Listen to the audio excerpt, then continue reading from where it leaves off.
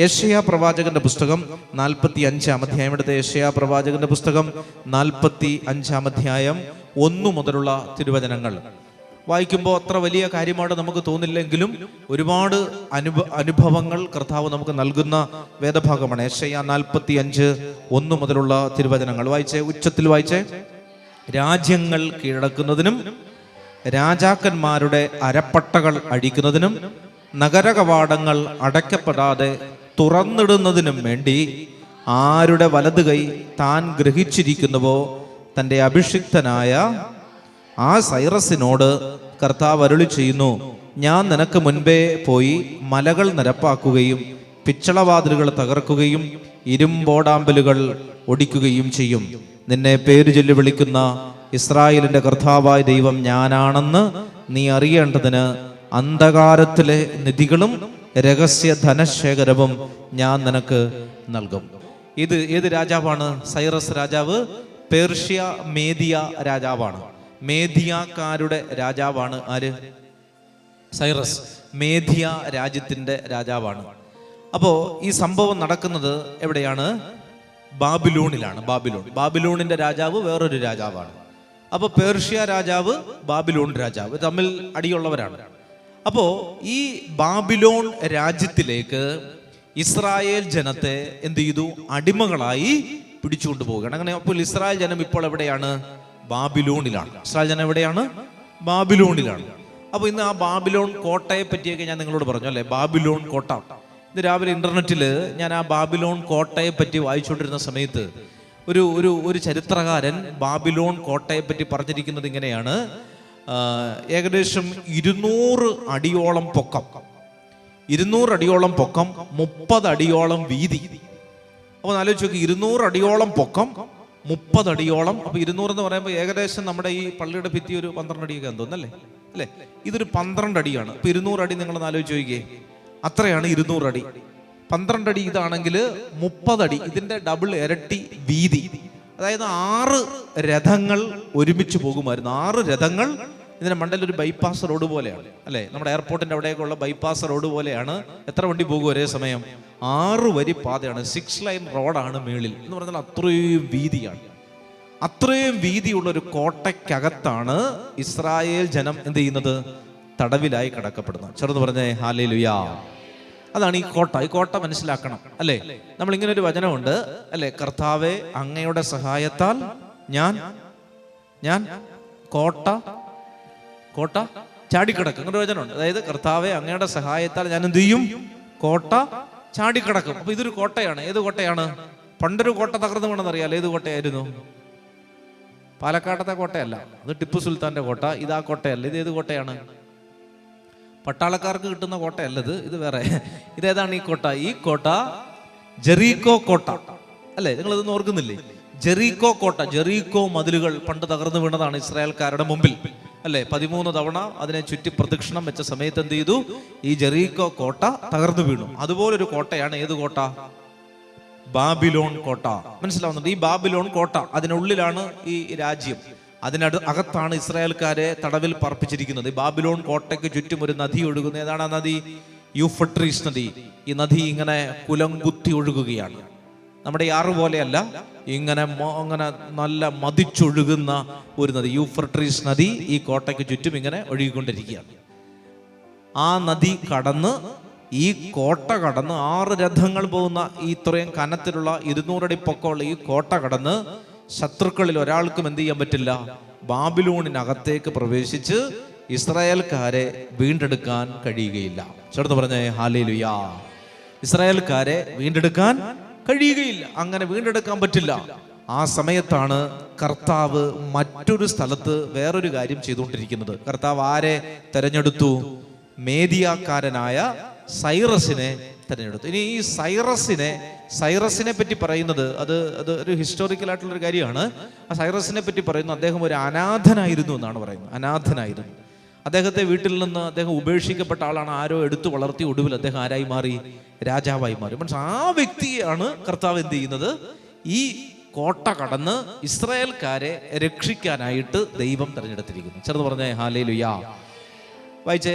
രാജ്യങ്ങൾ കീഴടക്കുന്നതിനും ഇനിയിപ്പോൾ നിങ്ങൾക്ക് ആ വചനം വായിച്ചാൽ മനസ്സിലാകും. രാജ്യങ്ങൾ കീഴടക്കുന്നതിനും രാജാക്കന്മാരുടെ അരപ്പട്ടകൾ അഴിക്കുന്നതിനും നഗരകവാടങ്ങൾ അടയ്ക്കപ്പെടാതെ തുറന്നിടുന്നതിനും വേണ്ടി ആരുടെ വലത് കൈ ഞാൻ ഗ്രഹിച്ചിരിക്കുന്നുവോ ആ സൈറസിനോട് കർത്താവ് അരുളി ചെയ്യുന്നു. അപ്പൊ ഈ വചനം പറയുന്നത് ആരോടാണ്?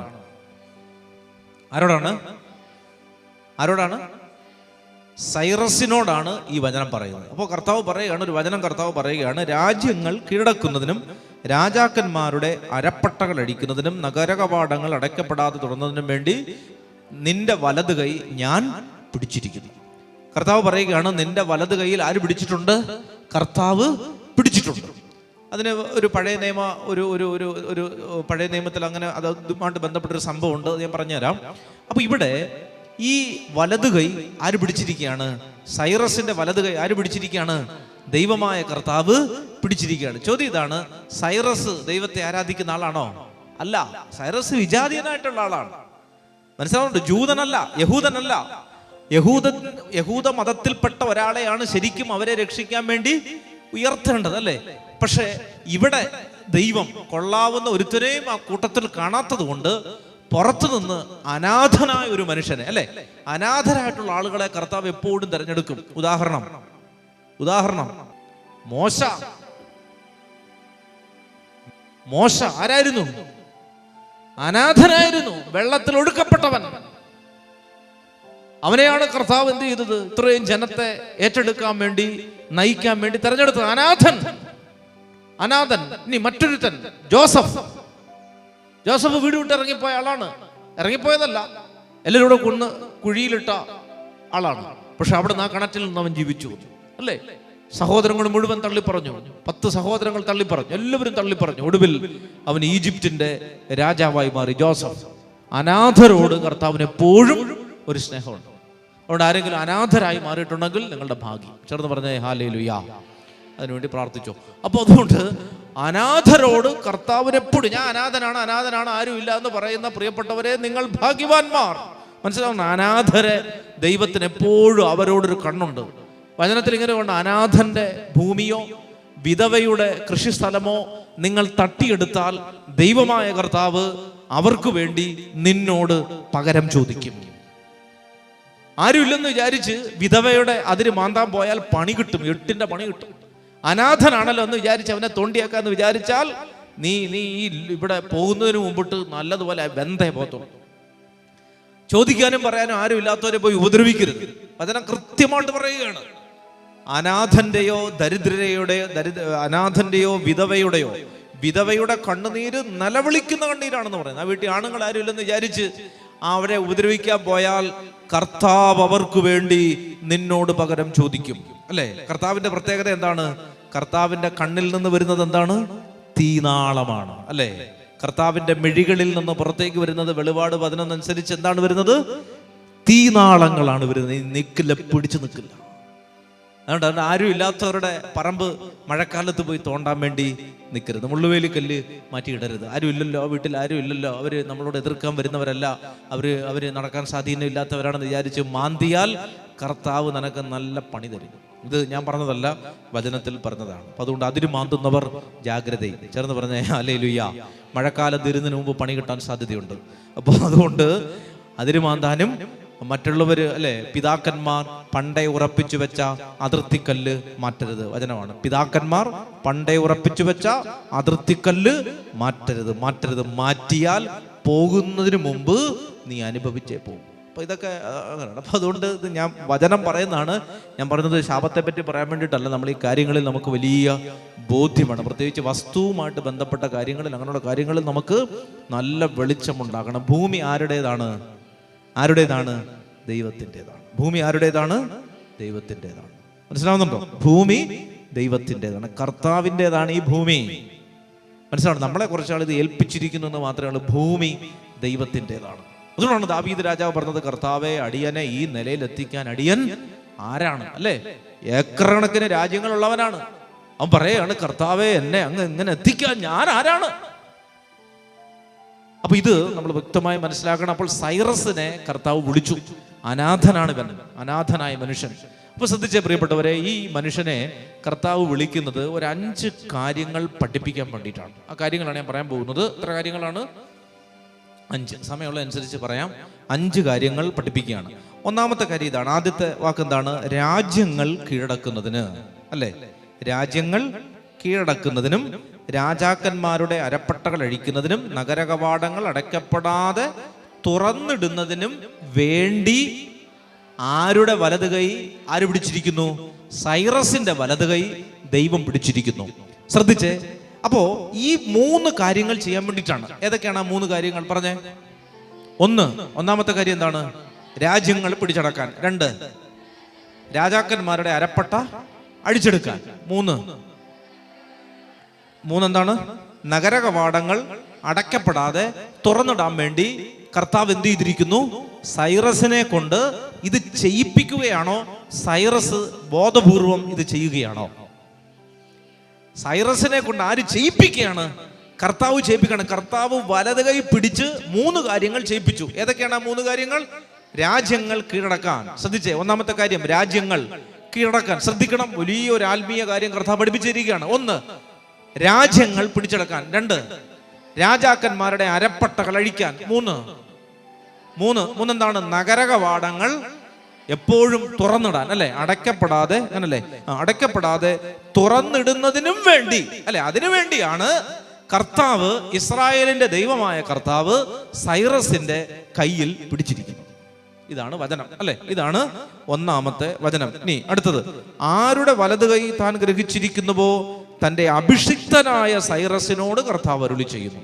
അപ്പൊ കർത്താവാണ് ഇവിടെ പ്രവർത്തിക്കുന്നത്. ചേർന്ന് പറഞ്ഞേ ഹല്ലേലൂയാ. അപ്പൊ ഒന്നാമത്തെ കാര്യം ഇതാണ്. ഒന്നാമത്തെ കാര്യം, 5 കാര്യങ്ങളാണ്. ഒന്നാമത്തെ കാര്യം എന്താണ്? ഈ പ്രവൃത്തി ചെയ്യുന്നത് ആരാണ്? കർത്താവാണ്. കർത്താവ് ആരെ കൊണ്ട് ചെയ്യിപ്പിക്കുന്നതാണ്? സൈറസിനെ കൊണ്ട് ചെയ്യിപ്പിക്കുന്നതാണ്. സൈറസ് അനാഥനാണ്, അവൻ അഡ്രസ് ഇല്ല, അവന്റെ കൂട്ടത്തിൽ ആരുമില്ല, അവനൊരു രാജ്യത്തിന്റെ രാജാവായിട്ട് മാറി. പക്ഷേ ഈ യൂഫ്രട്ടീസ് നദി കടക്കാനോ, ഈ 230 അടി വീതിയും നീളവുമുള്ള ഈ കോട്ട ചാടിക്കടക്കാനോ സൈറസ് ഒറ്റയ്ക്ക് വിചാരിച്ചാൽ നടക്കില്ല. കർത്താവ് പറയുകയാണ്, രാജ്യങ്ങൾ കീഴടക്കാൻ നിനക്ക് സാധിക്കും. അപ്പൊ ശ്രദ്ധിക്കുക, നമ്മുടെ ജീവിതം ഒരു രാജ്യമാണ്. കർത്താവ് നമുക്ക് തന്നിരിക്കുന്ന ഈ ജീവിതം എന്താണ്? ഒരു രാജ്യമാണ്. അതുകൊണ്ടാണ് നമ്മൾ എല്ലാ പ്രഭാതത്തിലും പ്രാർത്ഥിക്കുന്നത്, കർത്താവേ അങ്ങയുടെ രാജ്യം വരണമേ. ഈ രാജ്യം എന്ന് പറയുന്നത് നമ്മൾ വിചാരിക്കുന്നത് പോലെ കുറെ, അല്ലെ, കരമനയാറിനും വാമനയാറിനും ഇടയ്ക്കുള്ള സ്ഥലം ഈ രാജ്യം. അങ്ങനെയല്ല. ഒരു എന്താണ്, ജോഗ്രഫിയിലല്ല നമ്മൾ അതിനെ മനസ്സിലാക്കേണ്ടത്, ഒരു ഭൗമിക തലത്തിലല്ല. എന്താണ് രാജ്യം? ഡാനിയേലച്ചൻ സ്വർഗസ്ഥനായ പിതാവേ എന്ന് പറയുന്ന പ്രാർത്ഥന ഒരു ധ്യാനമായിട്ട് പഠിപ്പിച്ചു. 7 ദിവസത്തെ ഒരു ധ്യാനം.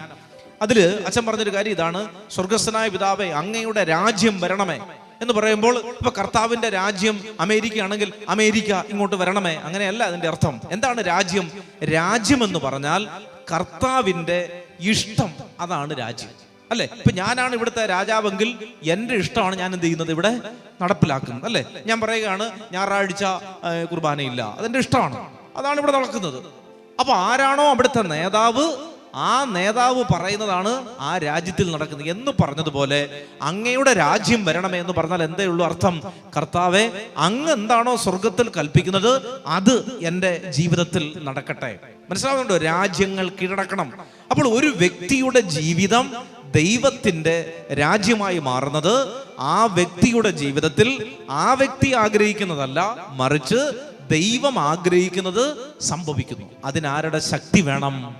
ആര് വലത് കൈ പിടിക്കണം? ദൈവം. എന്നാലേ രാജ്യം കീഴടക്കാൻ പറ്റും, അല്ലെ? നമ്മൾ നമ്മുടെ ഒരു രാജ്യം ഉണ്ടാക്കി വെച്ചിട്ടുണ്ട്. നമുക്ക് നമ്മുടേതായ കാര്യങ്ങൾ വെച്ചുകൊണ്ട് നമ്മളൊരു രാജ്യം ഉണ്ടാക്കി വെച്ചിട്ടുണ്ട്, അല്ലെ? നമ്മളിപ്പോൾ എവിടെയെങ്കിലും ഒരു പുതിയ സ്ഥലത്ത് താമസിക്കാൻ പോയി എന്ന് വിചാരിക്കുക, നമ്മൾ നമ്മുടേതായ ഒരു ക്രമീകരണം ചെയ്യില്ലേ? ചെയ്യും, അല്ലെ? വളരെ പെട്ടെന്ന് തന്നെ നമുക്ക് നമ്മുടേതായ ഒരു ക്രമീകരണം. നമ്മൾ സാധനം മേടിക്കാൻ പോകുന്നൊരു കട, നമ്മൾ പാല് മേടിക്കുന്ന ഒരു വീട്, അല്ലെങ്കിൽ നമ്മൾ പൈസ മേടിക്കുന്ന ഒരു വീട്, നമ്മളോട് അത്യാവശ്യമായിട്ട് സംസാരിക്കുന്നവര്, നമ്മൾ ഏത് സ്ഥലത്ത് പോയാലും നമ്മളുമായിട്ട് ബന്ധപ്പെട്ടൊരു സെറ്റപ്പ് നമ്മൾ ചെയ്തു വെക്കും. ചെറുത് പറഞ്ഞേ ഹല്ലേലൂയാ. ഇപ്പൊ കാരേറ്റ് പള്ളി വരുമ്പോൾ ഞാൻ എൻ്റെതായ ഒരു രീതി, അത് എൻ്റെ ഒരു രീതിയാണ്. എല്ലാ മനുഷ്യന്റെ ഉള്ളിൽ അങ്ങനെ ഒരു രീതിയുണ്ട്, അല്ലെ? അങ്ങനെ ഒരു രീതിയുണ്ട്, അല്ലെ? നേരത്തെ ഇരുന്ന അച്ഛൻ എല്ലാ ദിവസവും രാവിലെ വിശുദ്ധ കുർബാന ചെല്ലുന്ന ആളായിരുന്നു. 5:30 സാമൂലച്ചൻ കുർബാന ചെല്ലുമായിരുന്നു. എന്നെ കൊണ്ടത് പറ്റത്തില്ല. അപ്പൊ ഞാൻ എന്ത് ചെയ്തു? അത് വൈകുന്നേരം 6 മണിക്കാക്കി. അതെന്റെ ഒരു രീതിയാണ്. അതാണ് എൻ്റെ ഇഷ്ടം എന്ന് പറഞ്ഞാൽ ആ ഒരു തലം. അപ്പൊ ആ ഒരു ഇതാണ് കർത്താവിൻ്റെ ഇഷ്ടം എന്ന് പറഞ്ഞാൽ എന്താണ്? കർത്താവ് എന്താണോ എൻ്റെ ജീവിതത്തെ പറ്റി ആഗ്രഹിക്കുന്നത് അത് എൻ്റെ ജീവിതത്തിൽ നടക്കണം. അതിനാരുടെ ശക്തി വേണം? കർത്താവ് നിന്റെ വലത് കൈ പിടിക്കണം. ചേർന്ന് പറഞ്ഞേ ഹല്ലേലൂയാ. അല്ലേ? ആ ചെറുപ്പക്കാരൻ പറഞ്ഞു ഭാര്യ മരണപ്പെട്ടു പോകണമെന്നുള്ളത് കർത്താവിൻ്റെ ഒരു ഇഷ്ടമായിരുന്നു വച്ചാ, അത് സംഭവിക്കട്ടെ, അതിൽ എനിക്ക് പരാതിയില്ല. കർത്താവിൻ്റെ ഇഷ്ടം. സങ്കടമുണ്ടോ? സങ്കടമുണ്ട്. കർത്താവ് എന്താണോ ചെയ്യേണ്ടത് അല്ലെങ്കിൽ എന്താണോ കർത്താവ് ഉദ്ദേശിക്കുന്നത് അതുപോലെ സംഭവിക്കട്ടെ. തിയോളജി സെമിനാരി പഠിച്ച ആളല്ല, തിയോളജിക്കൽ സെമിനാരികളിൽ പഠിച്ച ഒരാളല്ല. അയാൾ വിശ്വാസത്തിൽ നിന്നുകൊണ്ട് പറയുകയാണ്, എൻ്റെ ജീവിതത്തിൽ നിന്നൊരാൾ മരണം മൂലം പടിയിറങ്ങിപ്പോയത്, ഒരു ദുരന്തം എൻ്റെ ജീവിതത്തിൽ സംഭവിച്ചത്, അത് ദൈവത്തിൻ്റെ ഇഷ്ടമായിരുന്നു. ആ ദൈവ ഇഷ്ടം എന്നിൽ നിറവേറട്ടെ. ചെറുത് പറഞ്ഞേ ഹല്ലേലൂയാ. അപ്പൊ അത് ദൈവ ഇഷ്ടമാണ് എന്ന ചെറുപ്പക്കാരൻ കണ്ടെത്തിയത് എങ്ങനെയാണെന്ന് അറിയാമോ? അതായത് ഈ പെൺകുട്ടി പോകുന്നതിന് തൊട്ട് മുമ്പ്, ഗൾഫിൽ 10 ദിവസം മുമ്പാണ് പോയത്. ആ പോകുന്നതിന് മുമ്പിട്ട് പറയുകയാണ്, ഇവള് വീട്ടിലെ അലമാരികളുടെ ഓരോ റാക്കിലും, ഓരോ കോളങ്ങളുണ്ടല്ലോ, അലമാരിയുടെ ഓരോ കോളത്തിലും നമ്പർ ഇട്ടിട്ട് അലമാരിക്കകത്ത് ഒരു പേപ്പർ എഴുതി വെച്ചിട്ട് ഓരോ കോളത്തിലും എന്തൊക്കെ സാധനങ്ങളാണ് ഇരിക്കുന്നത്. സ്വർണ്ണം എവിടെ ഇരിക്കുന്നു, പൈസ എവിടെ ഇരിക്കുന്നു, പ്രമാണം എവിടെ ഇരിക്കുന്നു, വസ്ത്രങ്ങൾ എവിടെ ഇരിക്കുന്നു, ആരുടെയൊക്കെ വസ്ത്രങ്ങൾ ഏതൊക്കെ റാക്കിലിരിക്കുന്നു എന്ന് കറക്റ്റായിട്ട് എഴുതി വെച്ചു. അപ്പൊ ഇവൻ എന്നോട് പറയണ വെച്ചാൽ ഒരിക്കലും അങ്ങനെ ചെയ്യേണ്ട ഒരു ആവശ്യമില്ല, അങ്ങനെ എഴുതിയിട്ടാണ്. പക്ഷേ ആ അലമാരി തുറന്നു നോക്കുമ്പോൾ എല്ലാം കറക്റ്റ് ഇതായിട്ട്. ഇവളുടെ ആധാർ കാർഡ് എവിടെ തപ്പേണ്ട ആവശ്യമില്ല, കറക്റ്റ് എത്രാമത്തെ പേജിലാണ്? 7ാമത്തെ റാക്കിൽ ഇരിക്കുന്നു. 7ാമത്തെ താക്കോലിനകത്ത് 7 എന്ന് എഴുതി ഒട്ടിച്ചിട്ടുണ്ട്. അതവർ ഈ മരണത്തിന് ശേഷമാണ് കണ്ടത്. അപ്പോൾ അവള് ഈ പുള്ളിക്കാരനോട് പറയണം, അപ്പോൾ അവൾക്ക് അറിയാമായിരിക്കും അച്ഛാ, ഒരു ഡോക്യുമെന്റും തപ്പിപ്പോകേണ്ടതായിട്ട് വന്നില്ല, എല്ലാം കൃത്യമായിരുന്നു. അപ്പൊ എന്താണ്? അപ്പൊ അവൻ പറയുകയാണ്, അപ്പൊ ദൈവത്തിന്റെ ഇഷ്ടം എന്തായിരുന്നു? ഇവള് എന്നിൽ നിന്ന് മരണത്തിലൂടെ പോകണമെന്നുള്ളതായിരുന്നു. അതിനെ ഞാൻ പിടിച്ചു വെച്ചിട്ട് കാര്യമില്ല. മനസ്സിലാവുന്നുണ്ടോ? അങ്ങനെയാണ് ഒരാൾ കാണുന്നത്. അതിനെ കാണുന്നത് വിശ്വാസത്തിൽ കാണുകയാണ്. അപ്പൊ ഇത് ദൈവം നിശ്ചയിച്ചാണ്. ദൈവം മുൻകൂട്ടി എന്ത് ചെയ്യുന്നു? നിശ്ചയിച്ചിരിക്കുകയാണ്. ദൈവം മുൻകൂട്ടി നിശ്ചയിച്ചതാണ്. കർത്താവിനെല്ലാം കാണാമല്ലോ. കർത്താവ് ഇന്നലെ ഇന്നും നാളെയും ഒരാൾ തന്നെയാണ്, ഒറ്റയാളാണ് കർത്താവ്. കർത്താവിന് ഇന്നലെ, ഇന്ന്, നാളെ, മറ്റന്നാൾ, ഭൂതം, ഭാവി, വർത്തമാനമില്ല. കർത്താവ് അറ്റ് പ്രസന്റ് വർത്തമാനത്തിൽ ജീവിക്കുന്ന ആളാണ്. കർത്താവിന് ഇപ്പോൾ 1990 കാണാം, 2050 കാണാം കർത്താവിന്. അതാണ് കർത്താവിന്റെ പ്രത്യേകത. ചേർന്ന് പറഞ്ഞേ ഹല്ലേലൂയാ. അപ്പോൾ രാജ്യങ്ങൾ കീഴടക്കുക എന്ന് പറഞ്ഞാൽ അതിന്റെ അർത്ഥം എന്താണ്? കർത്താവ് നിന്റെ ജീവിതത്തിൽ സംഭവിപ്പിക്കുന്ന അല്ലെങ്കിൽ നിന്നെ പറ്റി ഉദ്ദേശിച്ചിരിക്കുന്ന കാര്യങ്ങൾക്ക് നീ എന്ത് ചെയ്യുക? കീഴടങ്ങുക. നീ നിന്നു കൊടുക്കുക. നീ അതിനെ മറുതലിച്ചിട്ട് കാര്യമില്ല. മനസ്സിലാവും? നീ അതിനെ മറുതലിച്ചിട്ട് കാര്യമില്ല. കർത്താവ് എന്നോട് പറയണം, അച്ഛൻ ഒറീസായി പോവുക, കാൻഡമാലിൽ പോയി 2 മാസം ശുശ്രൂഷ ചെയ്യുക. അയ്യോ എനിക്ക് കാൻഡമാലി പേടിയാണേ, എനിക്ക് ഒറീസ അറിയത്തില്ല, കാണുമ്പോൾ തന്നെ എനിക്ക് ഛർദ്ദിക്കാൻ വരികയാണെ പറഞ്ഞിട്ട് കാര്യമില്ല. കർത്താവ് എന്താണോ ഉദ്ദേശിക്കുന്നത് അതിന് നീ കീഴടങ്ങി കൊടുക്കുക. അതിന് കർത്താവ് നിന്റെ കൈ പിടിച്ചിരിക്കും. കർത്താവ് കൈ പിടിച്ചാലേ എനിക്ക് ഒറീസയിൽ പോകാൻ പറ്റും. എനിക്കിത് മനസ്സിലാവുന്നുണ്ടോ? കർത്താവ് ഇത് പറഞ്ഞാൽ, ഇത് പിടിച്ചാലേ. അതാണ് ചില ജീവിതങ്ങളൊക്കെ പാളിപ്പോകാനുള്ള കാരണം എന്താണ്? കർത്താവ് ആഗ്രഹിക്കുന്നില്ല. ആഗ്രഹിക്കാത്ത സമയത്ത് കർത്താവിന്റെ ഒരു പിടുത്തം ഉണ്ടാവത്തില്ല. നമ്മൾ കിടന്ന് ദൈവമേ ദൈവമേ എന്ന് വിളിച്ചിട്ട് കാര്യമില്ല. കർത്താവ് ഓൾറെഡി പിടിക്കേണ്ടതാണ്, ആ പിടി പിടിച്ചിട്ടില്ല. അങ്ങനെ പിടിക്കാതെ നമ്മൾ ഒരു കുരുക്കി പോയി പെട്ടിട്ട് അയ്യോ ദൈവം ശിക്ഷിച്ചു എന്ന് പറഞ്ഞിട്ട് കാര്യമില്ല. രാജ്യങ്ങൾ കീഴടക്കണമെങ്കിൽ നിന്റെ വലത് കൈയിൽ ആര് പിടിച്ചിരിക്കണം? കർത്താവ് പിടിച്ചിരിക്കണം. ചേർന്ന് പറഞ്ഞേ ഹല്ലേലൂയാ. എനിക്കിത് മനസ്സിലായി. അപ്പൊ ദൈവ ഇഷ്ടം എൻ്റെ ജീവിതത്തിൽ നടക്കണമെങ്കിൽ ആര് തന്നെ പ്രവർത്തിക്കണം?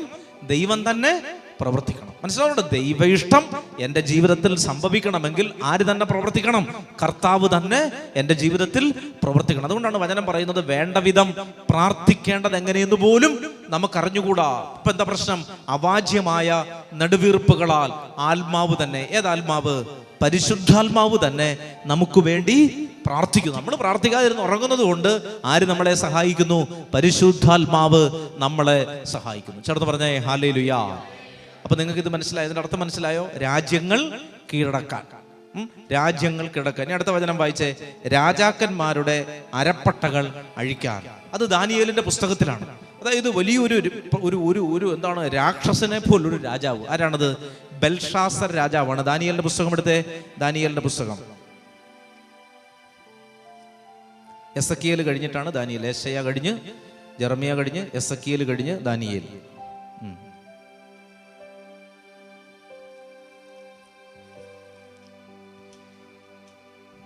ദാനിയേലിന്റെ പുസ്തകം 5-ാമത്തെ അധ്യായം എടുത്തോ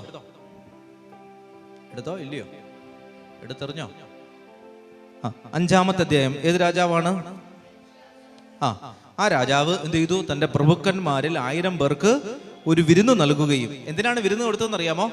ആ രാജ്യത്തിന്റെ തിരുനാൾ നടക്കുകയാണ് അല്ലെ? ആ രാജ്യത്തിന്റെ ആ രാജ്യത്തിന്റെ പ്രധാനപ്പെട്ട ഒരു ഉത്സവം, ദേശീയോത്സവം, നമ്മുടെ ഓണം പോലെ അന്നൊരു ദേശീയോത്സവം നടക്കുകയാണ്. അങ്ങനെ നടക്കുന്ന ആ ദിവസത്തിൽ 1000 പേർക്ക് ഒരു വിരുന്ന് നൽകുകയും അവരോടൊപ്പം എന്ത് ചെയ്യുകയും ചെയ്തു? വീഞ്ഞു കുടിക്കുകയും ചെയ്തു. വീഞ്ഞു കുടിച്ചു മതിച്ചപ്പോൾ രാജാവായ താനും തന്റെ പ്രഭുക്കന്മാരും ഭാര്യമാരും ഉപനാരികളും വീഞ്ഞു കുടിക്കേണ്ടതിന് തന്റെ പിതാവായ നബൂഖദ്നേസർ ജെറുസലേം ദേവാലയത്തിൽ നിന്ന് കൊണ്ടുവന്ന സ്വർണവും വെള്ളിയും കൊണ്ടുള്ള പാത്രങ്ങൾ കൊണ്ടുവരാൻ അവൻ കൽപ്പിച്ചു. അടുത്തത്, ജെറുസലേം ദേവാലയത്തിൽ നിന്ന് അപഹരിച്ചു കൊണ്ടുവന്ന സ്വർണം കൊണ്ടും വെള്ളി കൊണ്ടുമുള്ള പാത്രങ്ങൾ കൊണ്ടുവന്നു. രാജാവും പ്രഭുക്കന്മാരും ഭാര്യമാരും ഉപനാരികളും അവയിൽ നിന്ന് കുടിച്ചു. അവർ വീഞ്ഞു കുടിച്ചതിന് ശേഷം സ്വർണവും വെള്ളിയും ഓടും ഇരുമ്പും മരവും കല്ലും കൊണ്ടുള്ള ദേവന്മാരെ സ്തുതിച്ചു.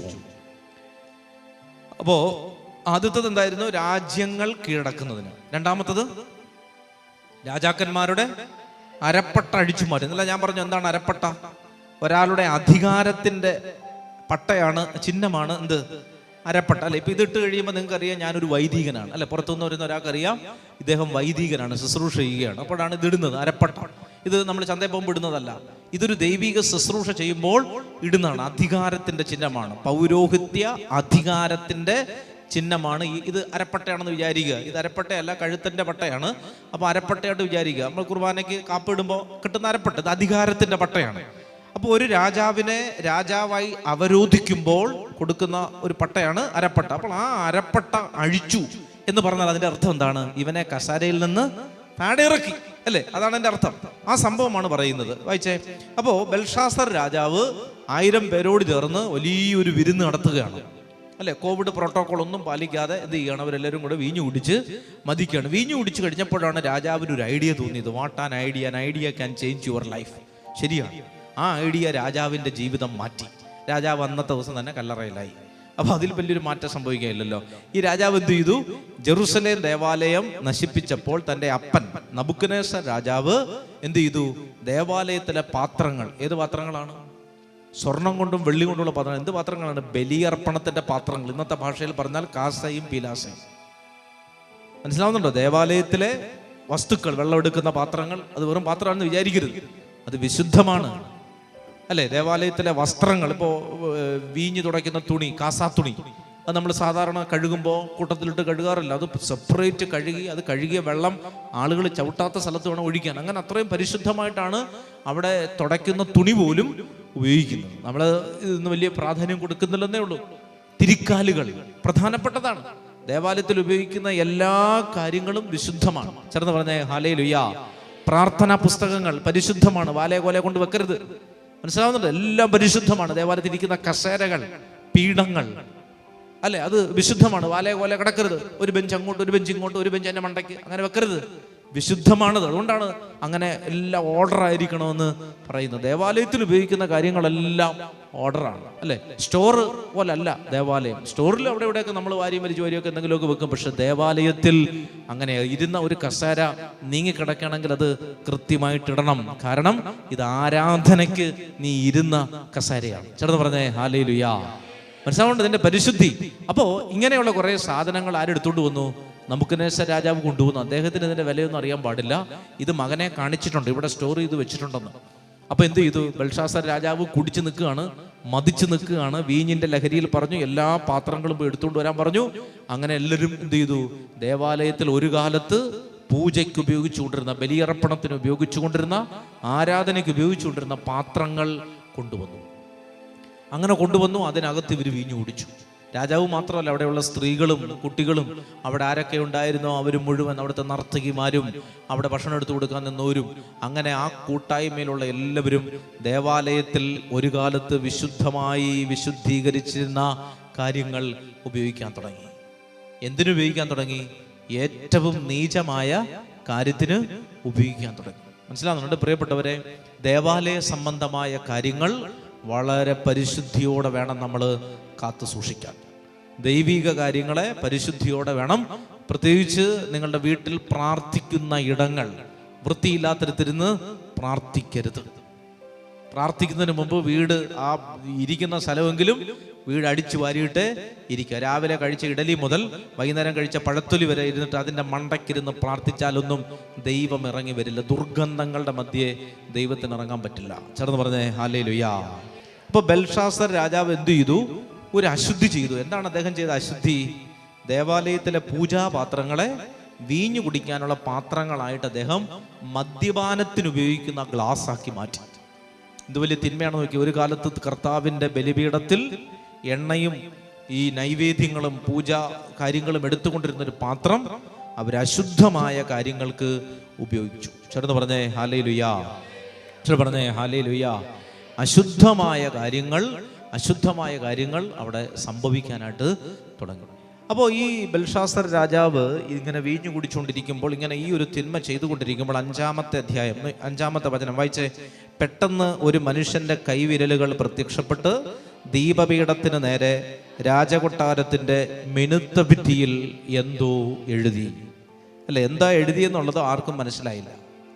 എന്തോ എഴുതി. രാജാവ് ഇത് കുടിച്ചുകൊണ്ടിരിക്കുമ്പോൾ രാജാവ് വിചാരിച്ചു ഹാങ് ഓവറിൽ കുടിച്ച സാധനം നല്ല സാധനമായതുകൊണ്ട് അതിൻ്റെ ഹാങ് ഓവറിൽ യൂറോപ്പ് കണ്ടതാണെന്നാണ് ആര് വിചാരിച്ചത്?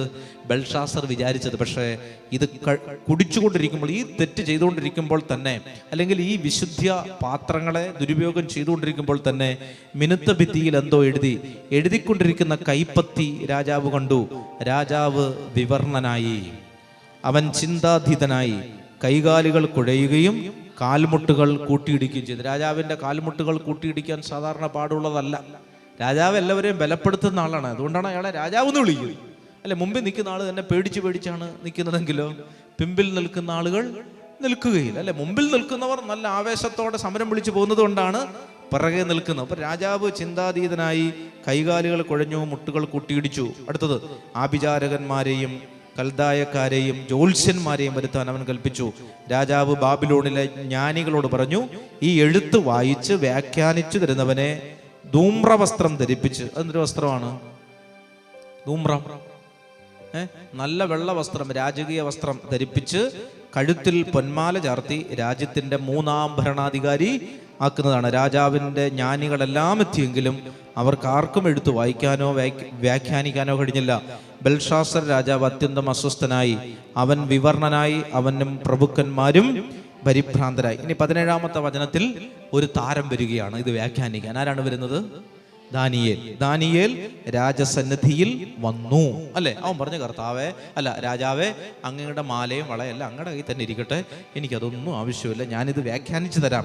അദ്ദേഹം അത് വ്യാഖ്യാനിച്ചു. 24, അതുകൊണ്ട് അവിടുത്തെ സന്നിധിയിൽ നിന്ന് അയക്കപ്പെട്ടൊരു കരം. ആരാണ്? ഏത് സന്നിധിയിൽ നിന്നാണ്? ദൈവസന്നിധിയിൽ നിന്ന് ഒരു കരം നീണ്ടുവന്നു. അല്ലെ, ഒരു കരം നീണ്ടുവന്ന് ഇങ്ങനെ എഴുതിയിരിക്കുന്നു. ആ ലിഖിതം ഇതാണ്. എന്താണ് ആ ലിഖിതം? മെനെ മെനെ തെക്കേൽ പാർസീൻ. മോനെ നീ തെക്കോട്ട് എടുക്കാറായി. അതാണ് എൻ്റെ അർത്ഥം. ശരിക്കും പറഞ്ഞാൽ അതിനാണ് അർത്ഥം. ഞാൻ അതിൻ്റെ അർത്ഥം അങ്ങനെയാണ് ഓർത്തിരിക്കുന്നത്. അതായത് നിന്റെ നാളുകൾ എടുക്കപ്പെടാറായി, നിന്റെ നാളുകൾ തീരാറായി. അതാണ് മനസ്സിലാവുന്നുണ്ട്. മെനെ തെക്കൽ പാർസീൻ എന്ന് പറഞ്ഞാൽ നിന്റെ നാളുകൾ എന്ത് ചെയ്തിരിക്കുന്നു? ചുരുക്കപ്പെട്ടിരിക്കുന്നു. നീ ഇന്ന് എടുക്കപ്പെടും. അതാണ് അർത്ഥം. നിങ്ങൾ എന്തിനാ ചിരിച്ചത്? അതാണ് അർത്ഥം. ഓക്കെ, മെനെ തെക്കൽ പാർസി, ഇതാണ് അർത്ഥം. ദൈവം നിന്റെ രാജ്യത്തിന്റെ നാളുകൾ എണ്ണുകയും അതിന്റെ അവസാനം കുറിക്കുകയും ചെയ്തിരിക്കുന്നു. തെക്കേൽ എന്ന് പറഞ്ഞാൽ നിന്നെ തുലാസിൽ തൂക്കി കുറവുള്ളവനായി കണ്ടിരിക്കുന്നു. അടുത്ത വചനമാണ് വേണ്ടത്. വായിച്ചേ. പെരേസ് നിന്റെ രാജ്യം വിഭജിച്ച് മേദിയാക്കാർക്കും.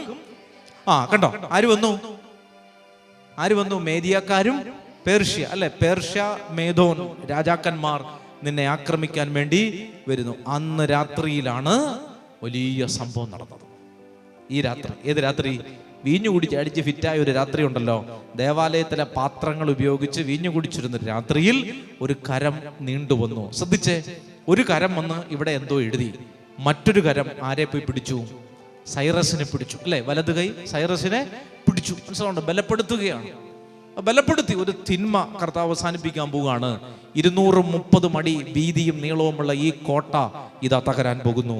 ഒരിക്കലും വറ്റിയിട്ടില്ലാത്ത യൂഫട്രീസ് നദി ഇതാ വറ്റാൻ പോകുന്നു. ഞാൻ ഇന്നലെ കുറെ വചനങ്ങൾ നിങ്ങളോട് പറഞ്ഞിരുന്നു.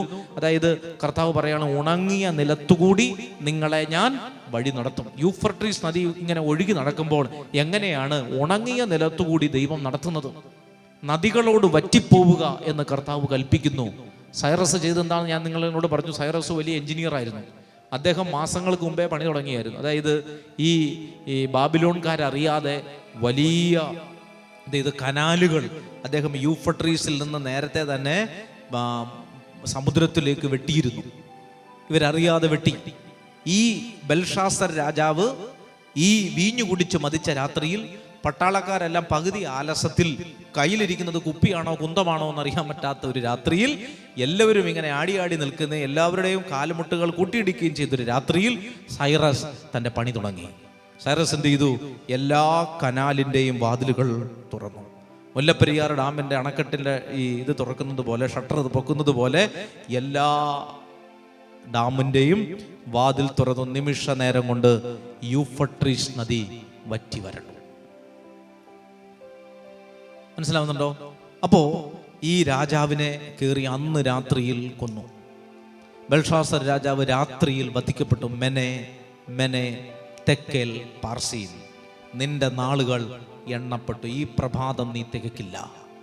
കണ്ടോ, അന്ന് രാത്രിയിൽ ഈ ബെൽഷാസർ രാജ എന്താണോ ആ വലിയ മാരകമായ തിന്മ ചെയ്തത്, അന്ന് രാത്രിയിൽ അവന്റെ ജീവിതത്തിന് ഒരു തീരുമാനമായി. വേറൊന്നും സംഭവിച്ചില്ല, അവൻ കൊല്ലപ്പെട്ടു. അപ്പോൾ ഇദ്ദേഹം കൊല്ലപ്പെട്ടു. ഈ രാജ്യം അങ്ങനെ ആരുടെ കയ്യിലായി? കനാല് വെട്ടി അവന്റെ കയ്യിലായി. അതാരാണ്? സൈറസ്. അവിടെയാണ് പ്രവചനം പറയുന്നത്, പേർഷ്യക്കാരുടെയും മേദിയക്കാരുടെയും കയ്യിൽ ഞാൻ ഈ രാജ്യത്തെ ഏൽപ്പിച്ചു കൊടുക്കും. അപ്പോൾ അങ്ങനെ സൈറസ് ഈ യൂഫ്രട്ടീസ് നദി കടന്ന് ഈ കോട്ടയൊക്കെ കടന്ന് വരുമ്പോഴാണ് കോട്ടവാതിൽ നിൽക്കുകയാണ്. യൂഫ്രട്ടീസ് നദി വറ്റി വരണ്ടു. പിന്നെന്തുണ്ട്? 230 അടി വീതിയും നീളമുള്ള കോട്ട നിൽക്കുകയാണ്. എന്ത് ചെയ്യും? എന്താണ് ചെയ്യുന്നത്? കോട്ടവാതിൽ നിൽക്കുകയാണ്. കോട്ടവാതിൽ എങ്ങനെ കയറും? വായിച്ചേ 45. നിങ്ങൾ വായിച്ചതാണ്. എന്തിനു വേണ്ടിയിട്ടാണ് കർത്താവ് വലത് കൈ പിടിച്ചത്?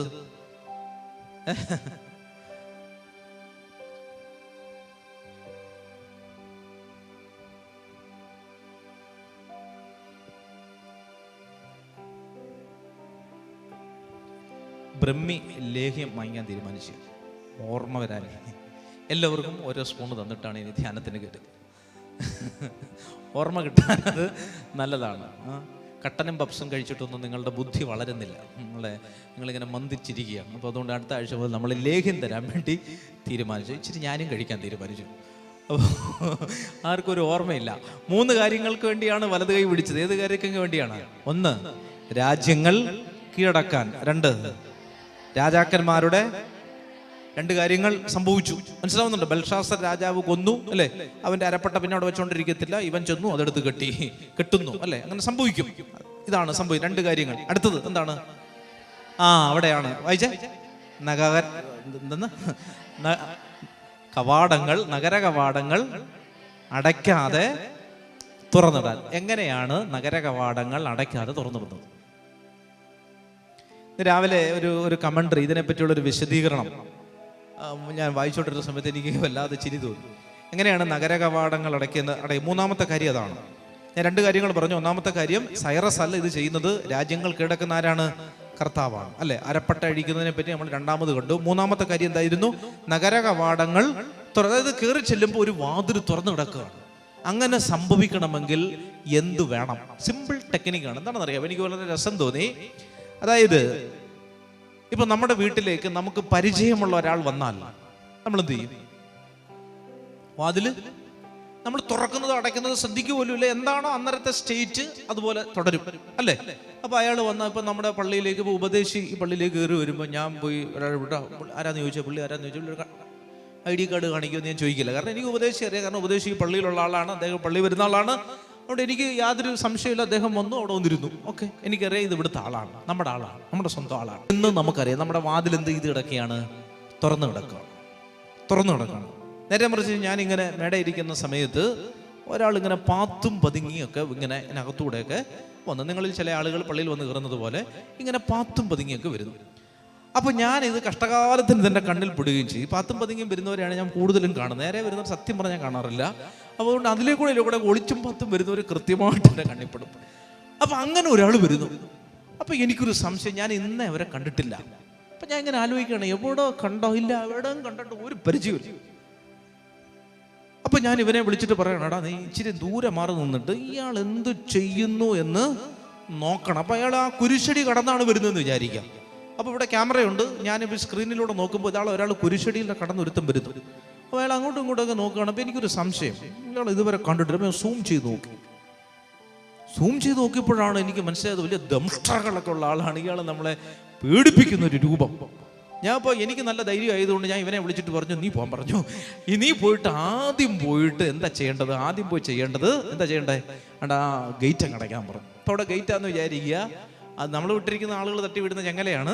പക്ഷേ നല്ല ഗേറ്റ് വെക്കാന്ന് വിചാരിക്കുക, നല്ല ഗേറ്റാണെന്ന് വിചാരിക്കുക. ഞാൻ ഇവനെ വിളിച്ചിട്ട് പറയുകയാണ്, എനിക്ക് പേടിയാണ്ടല്ല, ഞാൻ ഇപ്പോൾ ഒരു ജോലി ചെയ്തുകൊണ്ടിരിക്കുകയാണ്. നീ പോയി ആദ്യം പോയി എന്ത് ചെയ്യുക? നീ ആ ഗേറ്റ് അടയ്ക്കുക. അപ്പോൾ അവൻ ബുദ്ധിയുള്ള ആളായതുകൊണ്ട് അവൻ എന്നോട് ചോദിച്ചു, അച്ഛാ ഗേറ്റ് മാത്രം അടച്ചാൽ മതിയോ? ഞാൻ പറഞ്ഞു, പള്ളിയും തുറന്നു കിടക്കണം. പള്ളി അടച്ചോ, കാരണം നമുക്ക് ഓടി രക്ഷപ്പെടുന്നതിൻ്റെ ഇടയിൽ പിന്നെ പള്ളി അടയ്ക്കാനൊന്നും പറ്റുകയില്ല. അതുകൊണ്ട് നീ പള്ളിയും പൂട്ടിക്കോളാൻ പറഞ്ഞു. അപ്പോൾ അവൻ പോയി ഗേറ്റും അടച്ചു, പള്ളി അടച്ചു. വരുന്ന ആൾക്ക് എളുപ്പത്തിൽ കയറാൻ പറ്റുമോ? ഇല്ല. കാരണം എന്താണ്? അയാൾ എന്നെ ഉപദ്രവിച്ചോ? ഇല്ല. പിന്നെന്താണ് ഞാൻ ഗേറ്റ് അടച്ചത്? ഞാൻ എന്താ ഗേറ്റ് അടച്ചത്? എന്തിനാണ്? എന്തുകൊണ്ടാണ് ഞാൻ ഗേറ്റ് അടച്ചത്? ഇങ്ങനെയൊക്കെ ചെയ്യാൻ പാടുണ്ടോ? നിങ്ങൾ ക്രിസ്ത്യാനികളാണ്. നിങ്ങളാണ് എല്ലാ വെള്ളിയാഴ്ച എൻ്റെ ധ്യാനത്തിൽ വന്നിരിക്കുന്നത്. എന്തുകൊണ്ട് നിങ്ങൾ ഗേറ്റ് അടച്ചത്? നിങ്ങൾ അയാൾ ഉപദ്രവിച്ചോ? അതോ നിങ്ങളോട് അയാൾ പൈസ ചോദിച്ചോ? അതാണ് ഉത്തരം. എന്താണ് ഉത്തരം? പരിചയമില്ലാത്തൊരുത്തനാണ് വരുന്നത് കണ്ടപ്പോ, അല്ലേ? പരിചയമില്ലാത്തൊരുത്തനാണ് വരുന്നത് കണ്ടപ്പോ ഞാൻ അവനോട് പറഞ്ഞു, മോനെ നീ പെട്ടെന്ന് പോയി ഗേറ്റിന്റെ വാതിലടയ്ക്ക്. ഇയാൾ അകത്ത് കയറരുത്, ചോദിച്ചിട്ട് കയറ്റിയാൽ മതി. ഇയാൾ നല്ലവനാണെങ്കിൽ കയറ്റിയാൽ മതി, അല്ലെങ്കിൽ അയാളെ കയറ്റണ്ട, അയാൾ പൊക്കോട്ടെ, ഇയാൾ നമ്മളെ ഉപദ്രവിക്കാൻ ചാൻസ് ഉണ്ട്. ഇതാണ് ഉത്തരം. നമുക്കൊരു സംശയം തോന്നി, പരിചയമില്ലാത്ത ഒരാളാണ് വന്നത് എന്ന് നമുക്കൊരു ചിന്ത നമ്മുടെ മനസ്സിൽ വന്നു. പ്രിയപ്പെട്ടവരെ, ഇവിടെയാണ് സൈറസിനെ ദൈവം തുണച്ചത്. സൈറസിനെ ദൈവം തുണച്ചെന്നറിയാമോ? സൈറസ് ഈ നദിയൊക്കെ കടന്ന് അകത്തോട്ട് കയറി ചെന്നപ്പോൾ അവിടെ പട്ടാളക്കാർ നിൽക്കുകയാണ്. പട്ടാളക്കാർ നിന്ന സമയത്ത് ദൈവം എന്ത് ചെയ്തെന്നറിയാമോ? ഒന്നാമത്തെ കാര്യം, ഇവരെല്ലാവരും പകുതി മദ്യലഹരിയിൽ നിൽക്കുകയാണ്, പകുതി ബോധത്തിൽ നിൽക്കുകയാണ്, അല്ലേ? മദ്യപിച്ച് കഴിയുമ്പോൾ ഉണ്ടാകുന്ന ഏറ്റവും വലിയൊരു വികാരം എന്താണ്? എല്ലാവരോടും സ്നേഹം തോന്നും. അതുകൊണ്ടാണ് അവർ ഓടയിൽ കിടക്കുന്നത്. എല്ലാവരോടും സ്നേഹമാണ്. വാഴയൊക്കെ പോയി കെട്ടിപ്പിടിക്കുന്നതിന്റെ പ്രധാനപ്പെട്ട കാരണം അതാണ്.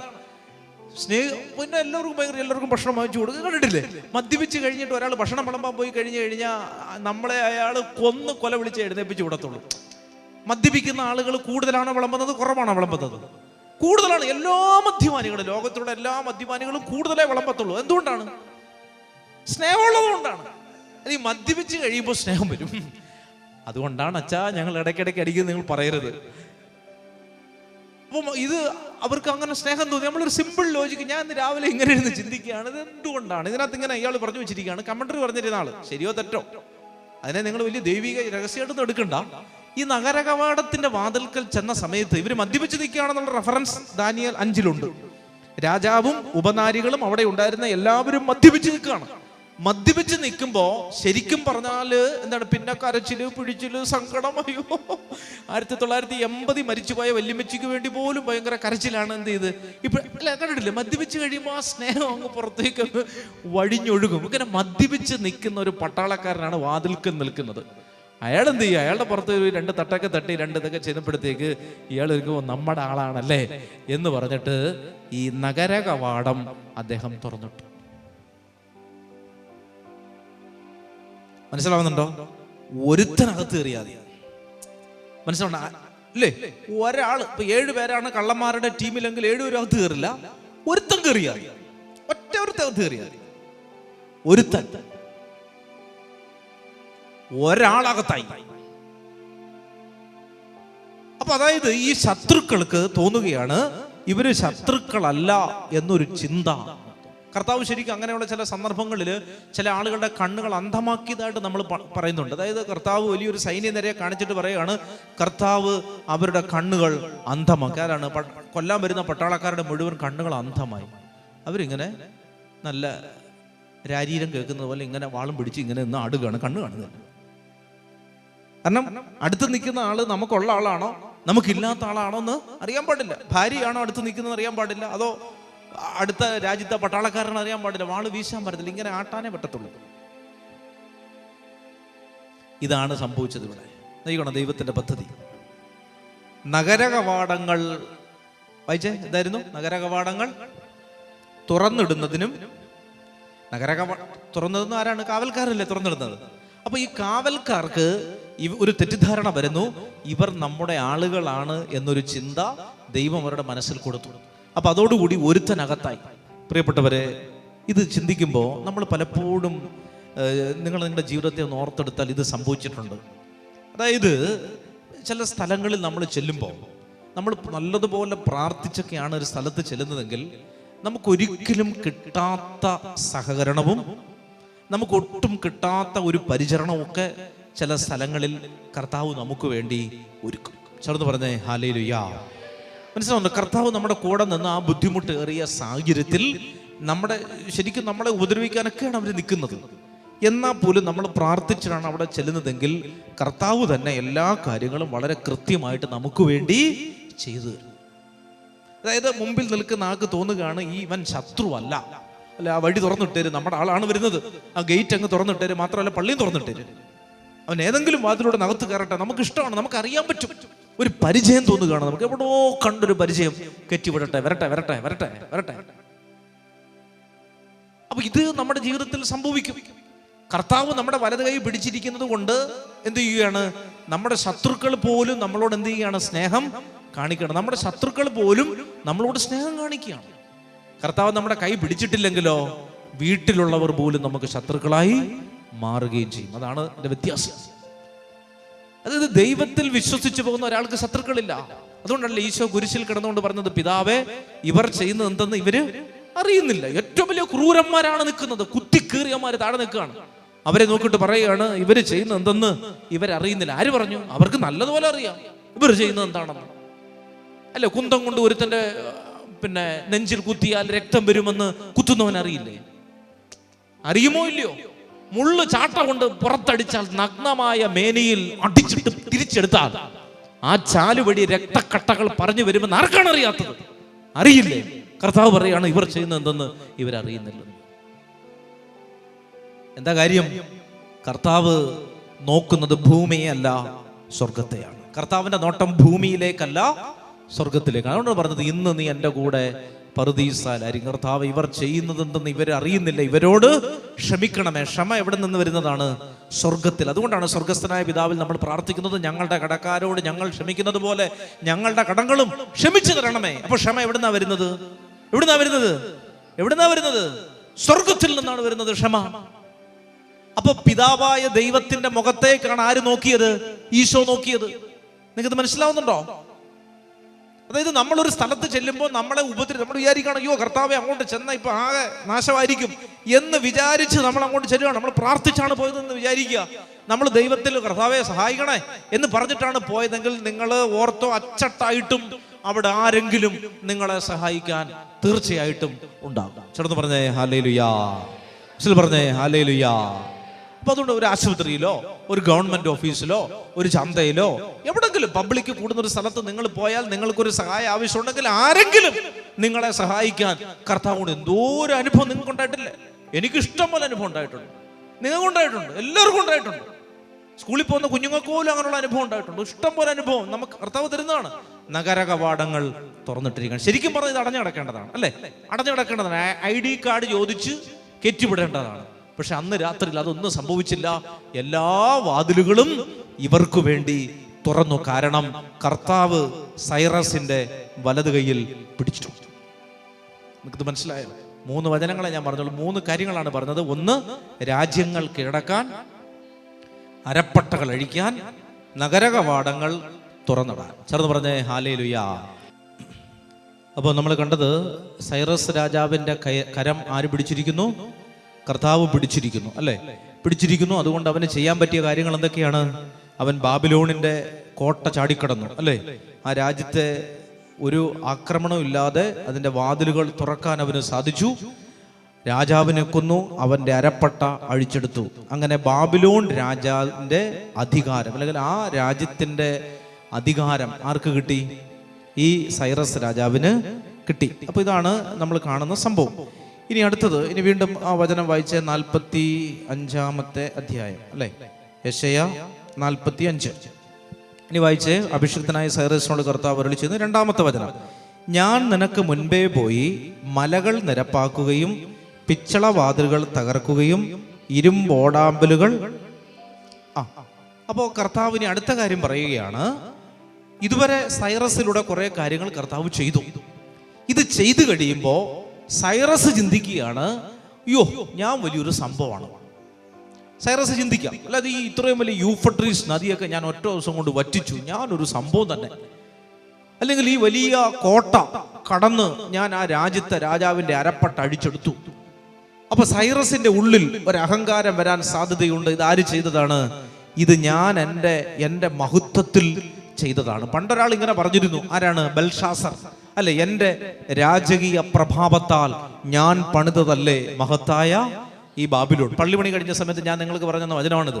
അതായത് നിങ്ങൾ ഒരിക്കലും പറയരുത് എൻ്റെ മഹിമാ പ്രഭാവത്താൽ ഞാൻ പണിതതല്ലേ മഹത്തായ ഈ കാര്യേറ്റ ദേവാലയം. പറയരുത്, പള്ളി വീണു പോകും, അല്ലെ? അന്ന് രാത്രിയിൽ ഇവൻ മരണപ്പെട്ടു, അല്ലെ? അങ്ങനെ വീഞ്ഞു പിടിച്ചുകൊണ്ടിരുന്നപ്പോൾ പറഞ്ഞ സമയമാണ്, എൻ്റെ രാജകീയ മഹത്വത്തിന്റെ പ്രൗഢിയിൽ ഞാൻ ചെയ്തതല്ലേ മഹത്തായ ഈ ബാബിലോൺ. ഒന്നുമല്ല, നീ ഒന്നും ചെയ്തത് കർത്താവിൻ്റെ സഹായം കൊണ്ടാണ് ഞാനിത് ചെയ്തത്. ഇങ്ങനെയാണ് നമ്മൾ പറയേണ്ടത്, അല്ലെ? എടുത്ത് യാക്കോബ് ശ്ലീഹയുടെ ലേഖനം ഒന്ന് എടുത്തേ, പെട്ടെന്ന് എടുത്തേ. യാക്കോബ് ശ്ലീഹയുടെ ലേഖനം 4-ാം അധ്യായം 13 മുതലുള്ള തിരുവചനം. യാക്കോബ് ശ്ലീഹയുടെ ലേഖനം 4-ാം അധ്യായം 13 മുതലുള്ള തിരുവചനം വായിച്ചേ. ഇന്നോ നാളെയോ ഞങ്ങൾ ഇന്ന പട്ടണത്തിൽ പോയി അവിടെ 1 വർഷം താമസിച്ച് വ്യാപാരം ചെയ്ത് ലാഭമുണ്ടാക്കുമെന്ന് പ്രഖ്യാപിക്കുന്ന നിങ്ങളോട് ഒന്ന് പറയട്ടെ. അതായത് ഒരാൾ വിചാരിക്കുകയാണ്, ഞാൻ ഇന്ന് ഗൾഫിൽ പോകും, അവിടെ ഞാൻ അവിടെ ജോലി ചെയ്യും, അതേ സമയത്ത് തന്നെ ഞാൻ വേറൊരു ജോലിക്ക് അപ്പുറത്തെ ടൗണിൽ പോകും, അപ്പം ഞാൻ കുറേ സമ്പാദിക്കും. അങ്ങനെയൊക്കെ പറയുന്ന നിന്നോട് കർത്താവ് പറയുകയാണ്, 14, നാളത്തെ നിങ്ങളുടെ ജീവിതം എങ്ങനെയുള്ളതായിരിക്കുമെന്ന് നിങ്ങൾക്ക് അറിഞ്ഞുകൂടാ. നാളത്തെ നിങ്ങളുടെ ജീവിതം എങ്ങനെയുള്ളതായിരിക്കുമെന്ന് നിങ്ങൾക്ക് അറിഞ്ഞുകൂടാ. അടുത്തത്, അല്പനേരത്തേക്ക് പ്രത്യക്ഷപ്പെടുകയും അതിനുശേഷം അപ്രത്യക്ഷമാവുകയും ചെയ്യുന്ന മൂടൽ മഞ്ഞാണ് നിങ്ങൾ. ചേർത്ത് പറഞ്ഞേ ഹല്ലേലൂയ. മൂടൽ മഞ്ഞാണ് നിങ്ങൾ. അടുത്തത്, നിങ്ങൾ ഇങ്ങനെയാണ് പറയേണ്ടത്. എങ്ങനെയാണ് പറയേണ്ടത്? കർത്താവ് വായിച്ചേ, മനസ്സാകുന്നുവെങ്കിൽ ഞങ്ങൾ ജീവിക്കുകയും യഥായുക്തം പ്രവർത്തിക്കുകയും ചെയ്യും. നിങ്ങൾ എങ്ങനെ പറയേണ്ടത്? നിങ്ങൾ ഗൾഫിൽ പോകാനൊക്കെ ആഗ്രഹിച്ചോ? പക്ഷെ നിങ്ങൾ പറയേണ്ടത് എങ്ങനെയാണ്? നിങ്ങൾ എന്താ പറയേണ്ടത്? ഇപ്പം ഞാൻ ഈ വെള്ളിയാഴ്ച ധ്യാനമൊക്കെ നടത്തി 1000 പേരെ ഞാൻ മാനസാന്തരപ്പെടുത്തും, അങ്ങനെയൊന്നും ആരും പറയരുത്. കർത്താവ് പറയുകയാണ്. കർത്താവ് എന്താ പറയുന്നത്? എന്താണ്? കർത്താവ് പറയുകയാണ്, നിങ്ങൾ ഇങ്ങനെയാണ് പറയേണ്ടത്. എങ്ങനെയാണ് പറയേണ്ടത്? കർത്താവ് മനസ്സാകുന്നുവെങ്കിൽ കാരേറ്റ് ദേവാലയത്തിലേക്ക് 1000 പേർ വരട്ടെ. മനസ്സിലാവുന്നുണ്ടോ? കർത്താവ് മനസ്സാകുന്നെങ്കിൽ 1000 പേർ വചനം കേട്ട് കർത്താവ് മനസ്സാകുന്നെങ്കിൽ മാനസാന്തരപ്പെടട്ടെ. കർത്താവ് മനസ്സാകുന്നെങ്കിൽ കുമ്പസാരിക്കട്ടെ. കർത്താവ് മനസ്സാകുന്നെങ്കിൽ കുർബാനയ്ക്ക് വരട്ടെ. ഇങ്ങനെ വേണം നമ്മൾ പറയാനായിട്ട്. കർത്താവ് മനസ്സാകുന്നെങ്കിൽ എൻ്റെ ബിസിനസ് പച്ചപിടിക്കട്ടെ. കർത്താവ് മനസ്സാകുന്നെങ്കിൽ എൻ്റെ ശുശ്രൂഷ വളരട്ടെ. ഇങ്ങനെയാണ് നമ്മൾ പ്രാർത്ഥിക്കേണ്ടത്. അപ്പം നമ്മൾ പലപ്പോഴും നമുക്ക് എത്ര ലാഭമുണ്ടായി എന്നുള്ളതിൻ്റെ കണക്കിലാണ് നമ്മൾ നമ്മുടെ ബിസിനസ് നല്ലതാണോ മോശമാണോ എന്നറിയുന്നത്. പക്ഷെ കർത്താവ് അങ്ങനെയല്ല. കർത്താവ് പറയുകയാണ്, നീ ഒരു മൂടൽ മഞ്ഞാണ്. നീ ഒരു മൂടൽ മഞ്ഞാണ്, അല്ലെ? നീ ഒരു മൂടൽ മഞ്ഞാണ്. ഇന്ന് ഇങ്ങനെ, നാളെ എങ്ങനെ അറിയില്ല. ഇന്നിങ്ങനാണ്, നാളെ എങ്ങനെയാണെന്ന് അറിയില്ല. നമ്മളെന്താണ്? മൂടൽ മഞ്ഞാണ്. അപ്പൊ വീണ്ടും വചനം പറയുകയാണ്, നിങ്ങൾ ഇങ്ങനെയാണ് പറയേണ്ടത്, കർത്താവ് മനസ്സാകുന്നുവെങ്കിൽ ഞങ്ങൾ ജീവിക്കുകയും യഥായുക്തം പ്രവർത്തിക്കുകയും ചെയ്യും. കർത്താവ് മനസ്സാകുന്നുവെങ്കിൽ ഞങ്ങൾ അമേരിക്കയിലേക്ക് പോകും, അവിടെ ജോലി ചെയ്യും. അതങ്ങനെ. കർത്താവ് മനസ്സാകുന്നുവെങ്കിൽ ഞങ്ങൾ ഈ പറമ്പ് വാങ്ങിക്കും, ഞങ്ങൾ അവിടെ കർത്താവ് മനസ്സാകുന്നെങ്കിൽ ഒരു വീട് വെക്കും. മനസ്സിലാകുന്നുണ്ടോ? കർത്താവ് മനസ്സാകുന്നെങ്കിൽ എൻ്റെ കൊച്ചുങ്ങൾ ഇന്ന് പഠിക്കും, അവർക്ക് അത് കിട്ടും. കർത്താവാണ് ഫ്രണ്ടിൽ നിൽക്കേണ്ടത്, ദൈവമാണ് മുമ്പിൽ നിൽക്കേണ്ടത്. അല്ലെങ്കിൽ ബെൽഷാസർ രാജാവിന് കാല് കൂട്ടിയിടിച്ചതുപോലെ ഒരിക്കൽ നമ്മുടെ കാലുകൾ കൂട്ടിയിടിക്കപ്പെടും. ദൈവമേ, ഈ വീടിന്റെ കടഭാരം എങ്ങോട്ട് പോകുന്നു? ദൈവമേ, ഈ കുഞ്ഞുങ്ങളുടെ പോക്ക് എങ്ങോട്ടാണ്? മുട്ടിടിക്കുകയാണ്. അപ്പോ കർത്താവ് മനസ്സാകുന്നു എങ്കിൽ ഞാൻ എന്ത് ചെയ്യട്ടെ? ഞാനിത് ചെയ്യുകയും ഞാനൊരു സമ്പന്നനായി തീരുകയും ചെയ്യട്ടെ എന്നാണ് വചനം പറയുന്നത്. ചേർന്ന് പറഞ്ഞേ ഹല്ലേലൂയ. ഇനി 45 വായിച്ചേ. കർത്താവ് പറയുകയാണ്, ഞാൻ നിനക്ക് മുൻപേ പോയി മലകൾ നിരപ്പാക്കുകയും പിച്ചള വാതിലുകൾ തകർക്കുകയും ഇരുമ്പോടാമ്പലുകൾ ഒടിക്കുകയും ചെയ്യും. അപ്പൊ ഈ കോട്ടയെ പറ്റി കർത്താവ് പറയുകയാണ്, എൻ്റെ പൊന്നുമോനെ, നീ ഒന്നുകൊണ്ടും പേടിക്കണ്ട. യൂഫ്രട്ടീസ് നദിയുടെ തീരത്ത് ഉള്ള മലകൾ ഞാൻ നിരപ്പാക്കും. ഒരു പ്രതിബന്ധം നിന്റെ ജീവിതത്തിൽ ഉണ്ടാവുകയില്ല. ഇവിടെ വചനം വ്യാഖ്യാനിക്കുന്ന ആൾ പറയുന്ന ഒരു കാര്യം ഇതാണ്, പറയുകയാണ്, അതായത് ഇസ്രായേൽ ജനം ബാബിലോണിന്റെ അടിമത്തത്തിൽ നിന്ന് തിരികെ പോകുമ്പോൾ ഒരു വലിയ യാത്ര, ഒരു സംഘമായിട്ടാണ് ഇവരെന്ത് ചെയ്യുന്നത്? പോകുന്നത്, അല്ലെ? ഒരു വലിയ ഗ്രൂപ്പാണ് പോകുന്നത്. വലിയ ആളുകൾ, 1-2 പേരല്ല പോകുന്നത്. ഒരു ലക്ഷക്കണക്കിന് ആളുകൾ ഈ അടിമത്തത്തിൽ നിന്ന് തിരികെ എങ്ങോട്ട് പോവാണ്? ജെറുസലേമിലേക്ക് പോവാണ്. അങ്ങനെ പോകുമ്പോൾ അവർ ലൈനായിട്ടൊന്നും അല്ല പോകുന്നത്. അവരിങ്ങനെ ഇങ്ങനെ ഒരു കൂട്ടമായിട്ട് അങ്ങ് പോവുകയാണ്. കാരണം അത്രയും വലിയ വഴിയാണ്, അല്ലെ? ഒരാൾക്ക് കയറി വരാനായിട്ട് ഒരു ഇടവഴി മതി. പക്ഷെ 1000 പേർക്ക് വരാനായിട്ടോ വലിയ വഴി വേണം, അല്ലെ? അവരിങ്ങനെ കൂട്ടം കൂടി ഇങ്ങനെ നടക്കണം, വലിയ വഴി നടക്കുകയാണ്. അപ്പോൾ കർത്താവ് പറയുകയാണ്, ഞാൻ നിനക്ക് മുമ്പേ പോയി ആ മലകളൊക്കെ ചെത്തി നിരപ്പാക്കിയിട്ട് ഒരു ഹൈവേ നിനക്ക് വേണ്ടി പണിയാൻ പോവുകയാണ്. നീ അങ്ങനെ ഇടവഴികളിലൂടെ പോകേണ്ട ഒരാളല്ല. നിനക്ക് വേണ്ടി കർത്താവ് വിശാലമായ ഒരു വഴി വെട്ടി തെളിക്കുന്ന ദൈവമാണ്. ചേർന്ന് പറഞ്ഞേ ഹല്ലേലൂയാ. പറഞ്ഞേ ഹല്ലേലൂയാ. അതായത് പ്രിയപ്പെട്ടവരെ, ഞങ്ങൾ എപ്പോഴും ഓർത്തിരിക്കേണ്ടത്, നമ്മളൊരു ഇടവഴിയിലൂടെ യാത്ര ചെയ്യേണ്ടവർ അല്ല. അത്യാവശ്യം ഞെങ്ങി ഞെരുങ്ങി 2 മതിലിന്റെ ഇടയിലൂടെ അങ്ങനെ കഷ്ടപ്പെട്ട് പോകേണ്ടവരല്ല. കർത്താവ് നമുക്ക് വേണ്ടി നല്ലൊരു വഴി വെട്ടിത്തരും. ഇത് നിങ്ങൾ വിശ്വസിക്കൂ, ഇത് വിശ്വസിക്കണം. ഇത് കർത്താവ് പറയാണ്, ഞാൻ നിന്റെ പോയി മലകൾ നിരപ്പാക്കുകയും പിന്നെന്ത് ചെയ്യും? പിച്ചള വാതിലുകൾ തകർക്കുകയും ഇരുമ്പോടാമ്പലുകൾ, ഏറ്റവും ശക്തമായ താഴും താക്കോലുമാണ് പിച്ചളയും ഇരുമ്പും. അതൊന്നും അങ്ങനെ പെട്ടെന്ന് നശിപ്പിക്കാൻ പറ്റില്ല. അതൊന്നും അങ്ങനെ വലിച്ചാൽ ഒടിയുന്നതല്ല. മനസ്സിലാവുന്നുണ്ടോ? അത് തീയിട്ടാൽ കത്തിപ്പോകുന്നതല്ല. അത് പെട്രോൾ ഒഴിച്ച് കത്തിക്കാൻ പറ്റില്ല. അത് ബോംബ് വെച്ച് തകർക്കാൻ പറ്റില്ല. അതിനകത്ത് ഒരു മനുഷ്യ കരങ്ങളുടെ ഇടപെടിയിൽ സംഭവിക്കാൻ പറ്റില്ല. അവിടെ ആര് പിടിക്കണം? ദൈവത്തിന്റെ ഒരു കരം സംഭവിച്ചാലേ ഈ ഓടാമ്പലുകൾ തകർക്കപ്പെടുകയുള്ളൂ. കാരണം പിത്തള കൊണ്ടും ഇരുമ്പ് കൊണ്ടും ഉണ്ടാക്കിയിരിക്കുന്നതാണ്. അത് അങ്ങനെ ഇങ്ങനെയൊന്നും നശിപ്പിക്കാൻ പറ്റില്ല. ഇതാണ് നിങ്ങൾ മനസ്സിലാക്കേണ്ടത്. ഈ വാതിൽ അങ്ങനെ ഊതിയാൽ തെറിക്കുന്നൊരു വാതിലല്ലത്. ഒരു സാധാ അധ്വാനം കൊണ്ടോ ഒരു സാധാ വിശ്വാസം കൊണ്ടോ നിനക്ക് ഈ ജീവിതത്തെ മുന്നോട്ട് കൊണ്ടുപോകാൻ പറ്റില്ല. അസാധാരണമായ ഒരു വിശ്വാസം നമ്മുടെ ജീവിതത്തിൽ നിന്ന് ഉണ്ടാകണം. ചേർന്ന് പറഞ്ഞേ ഹല്ലേലൂയാ. പറഞ്ഞേ ഹല്ലേലൂയാ. അപ്പൊ അസാധാരണമായ ഒരു വിശ്വാസം നമ്മുടെ ജീവിതത്തിൽ കർത്താവ് നൽകണം. അങ്ങനെ നൽകുമ്പോഴാണ് നമുക്ക് ദൈവത്തിൽ നിന്ന് ആ വലിയ അനുഗ്രഹം, ആ ഓടാമ്പലുകൾ കർത്താവ് തകർക്കും. ഇത് നിങ്ങൾ വിശ്വസിക്കണം. ഏത് പൂട്ടും കർത്താവിന് മുമ്പിൽ പൊളിയപ്പെടും. മനസ്സിലുണ്ട്? ഏത് പൂട്ടും കർത്താവിന് മുമ്പിൽ പൊളിയപ്പെടും. വലിയ മാരകമായ അസാധ്യതകൾ ദൈവം എടുത്തു മാറ്റുന്നത് ഞാൻ എൻ്റെ കണ്ണുകൊണ്ട് കണ്ടിട്ടുണ്ട്. അതായത് ഒരിക്കലും സംഭവിക്കില്ല എന്ന് പറഞ്ഞിരുന്ന കാര്യങ്ങൾ ദൈവാരാധന കൊണ്ട് നേടിയെടുക്കുന്നതായിട്ട് ഞാൻ കണ്ടിട്ടുണ്ട്. അനേകം ആളുകൾ, നിങ്ങളുടെ ജീവിതത്തിൽ അങ്ങനെ അനുഭവം ഉണ്ടാകാം. അതായത് അസാധാരണമായ കാര്യങ്ങളാണ് ദൈവാരാധന കൊണ്ട് നഷ്ടപ്പെട്ടു പോയി എന്ന് കരുതുന്ന ഒരു ജീവൻ ആരാധന നടത്തി പിടിച്ചെടുക്കുകയാണ്. നഷ്ടപ്പെട്ടു എന്ന് കരുതിയ ഒരു ദാമ്പത്യ ജീവിതം ആരാധന നടത്തി ദൈവം തിരിച്ചെടുക്കുകയാണ്, ആരാധനയിലൂടെ തിരിച്ചെടുക്കുകയാണ്. ഇന്ന് രാവിലെ ഞാൻ ഈ മെസ്സേജ് നോക്കിയ സമയത്ത് ഒരു ചെറുപ്പക്കാരൻ, അവൻ ഈ ക്രൂയിസ് ഷിപ്പിൽ ജോലി ചെയ്യുന്ന ഒരാളാണ്. ക്രൂയിസ് ഷിപ്പ് എന്ന് പറഞ്ഞാൽ ആഡംബര കപ്പലുകളുണ്ടല്ലോ, അവിടെ ജോലി ചെയ്യുന്ന ആളാണ്. മദ്യവും പുകവലിയൊക്കെ ഇഷ്ടംപോലെ നടക്കുന്ന, ഡാൻസ് പാർട്ടികൾ നടക്കുന്ന ആഡംബര കപ്പലുകളുണ്ട്. അങ്ങനെ ആ ആഡംബര കപ്പലുകളിൽ ജോലി ചെയ്യുന്ന എറണാകുളംകാരനൊരു ചെറുപ്പക്കാരൻ അവൻ പറയണ വെച്ചാൽ, ദൈവം എനിക്കുണ്ടായിരുന്നില്ല. എനിക്കുണ്ടായിരുന്നത് ഏറ്റവും നല്ല മുന്തിയ ഇനം മദ്യമായിരുന്നു. എനിക്ക് ദേവാലയമോ ആരാധനയൊന്നും ഉണ്ടായിരുന്നില്ല. എനിക്കുണ്ടായിരുന്നത് ഏറ്റവും വില കൂടിയ സിഗരറ്റുകളായിരുന്നു. എൻ്റെ ജീവിതത്തിൽ ഒരു സ്ത്രീ അല്ല, പല ആളുകൾ എൻ്റെ ജീവിതത്തിലൂടെ കയറി ഇറങ്ങി പോയിട്ടുണ്ട്. ഞാൻ വിവാഹം കഴിച്ചു. എൻ്റെ ഭാര്യ എന്നോട് നല്ല സ്നേഹമായിരുന്നു. പക്ഷേ എനിക്ക് അവളെ മനസ്സിലാക്കാൻ പറ്റിയില്ല. നിസ്സാര കാര്യങ്ങൾക്ക് ഞങ്ങൾ തമ്മിൽ വലിയ യുദ്ധം ഉണ്ടായി. എൻ്റെ ഈഗോ, അതായത് ഞാൻ പറയുന്നത് അവൾ കേൾക്കാൻ പാടുള്ളൂ, എനിക്കറിയാം ഞാൻ പറഞ്ഞത് തെറ്റാണ്, പക്ഷെ ഞാൻ തിരുത്തില്ലായിരുന്നു, എൻ്റെ ഈഗോ എന്നെ സമ്മതിച്ചില്ല. ഒരിക്കലും ഞാൻ അവള് പറഞ്ഞ ഒരു കാര്യമുള്ളൂ, ഡിസംബർ 24 രാത്രിയിൽ പള്ളി പോകണമെന്ന് പറഞ്ഞു. അവൻ പറഞ്ഞു പള്ളി പോകാമെന്ന് പറഞ്ഞു. പക്ഷെ അന്ന് രാത്രിയിൽ അവൻ മദ്യപിച്ച് വന്നിട്ട് ഡിസംബർ 24 ക്രിസ്മസിൻ്റെ ശുശ്രൂഷയ്ക്ക് പള്ളിയിൽ പോകാൻ, കുർബാനയ്ക്ക് പോകാൻ പറ്റാത്തൊരവസ്ഥ. വീട്ടിൽ ഭയങ്കര വഴക്ക് കിടക്കാണ്. അപ്പോൾ കുറേ കഴിഞ്ഞപ്പോൾ ഇവനൊരു വിഷമം തോന്നിട്ട് ഇവൻ പറഞ്ഞു, സാരമില്ല, 31 രാത്രി ന്യൂ ഇയർ സർവീസ് ഉണ്ട്, അന്ന് പോകാം. അന്ന് രാത്രിയിൽ അവൻ 4 മണിക്ക് അടിച്ച് ഫിറ്റായി. അന്ന് 31 രാത്രിയിലത്തെ കുർബാനയ്ക്കും ഇവർക്ക് പോകാൻ പറ്റില്ല, ഇവർക്ക് കുർബാനയ്ക്ക് പോകാൻ പറ്റില്ല. ഇവർക്ക് ഭയങ്കര സങ്കടം വന്നു. ഇവനാണ് ഇത് പറയുന്നത്, ഈ ചെറുപ്പക്കാരൻ ഇത് പറയുകയാണ്. ഇവൻ പറയുകയാണ് ഭയങ്കര ബുദ്ധിമുട്ട്, 31 കുർബാനയ്ക്ക് പോകാത്തത് കൊണ്ട് വഴക്ക് മൂർച്ഛിച്ചു.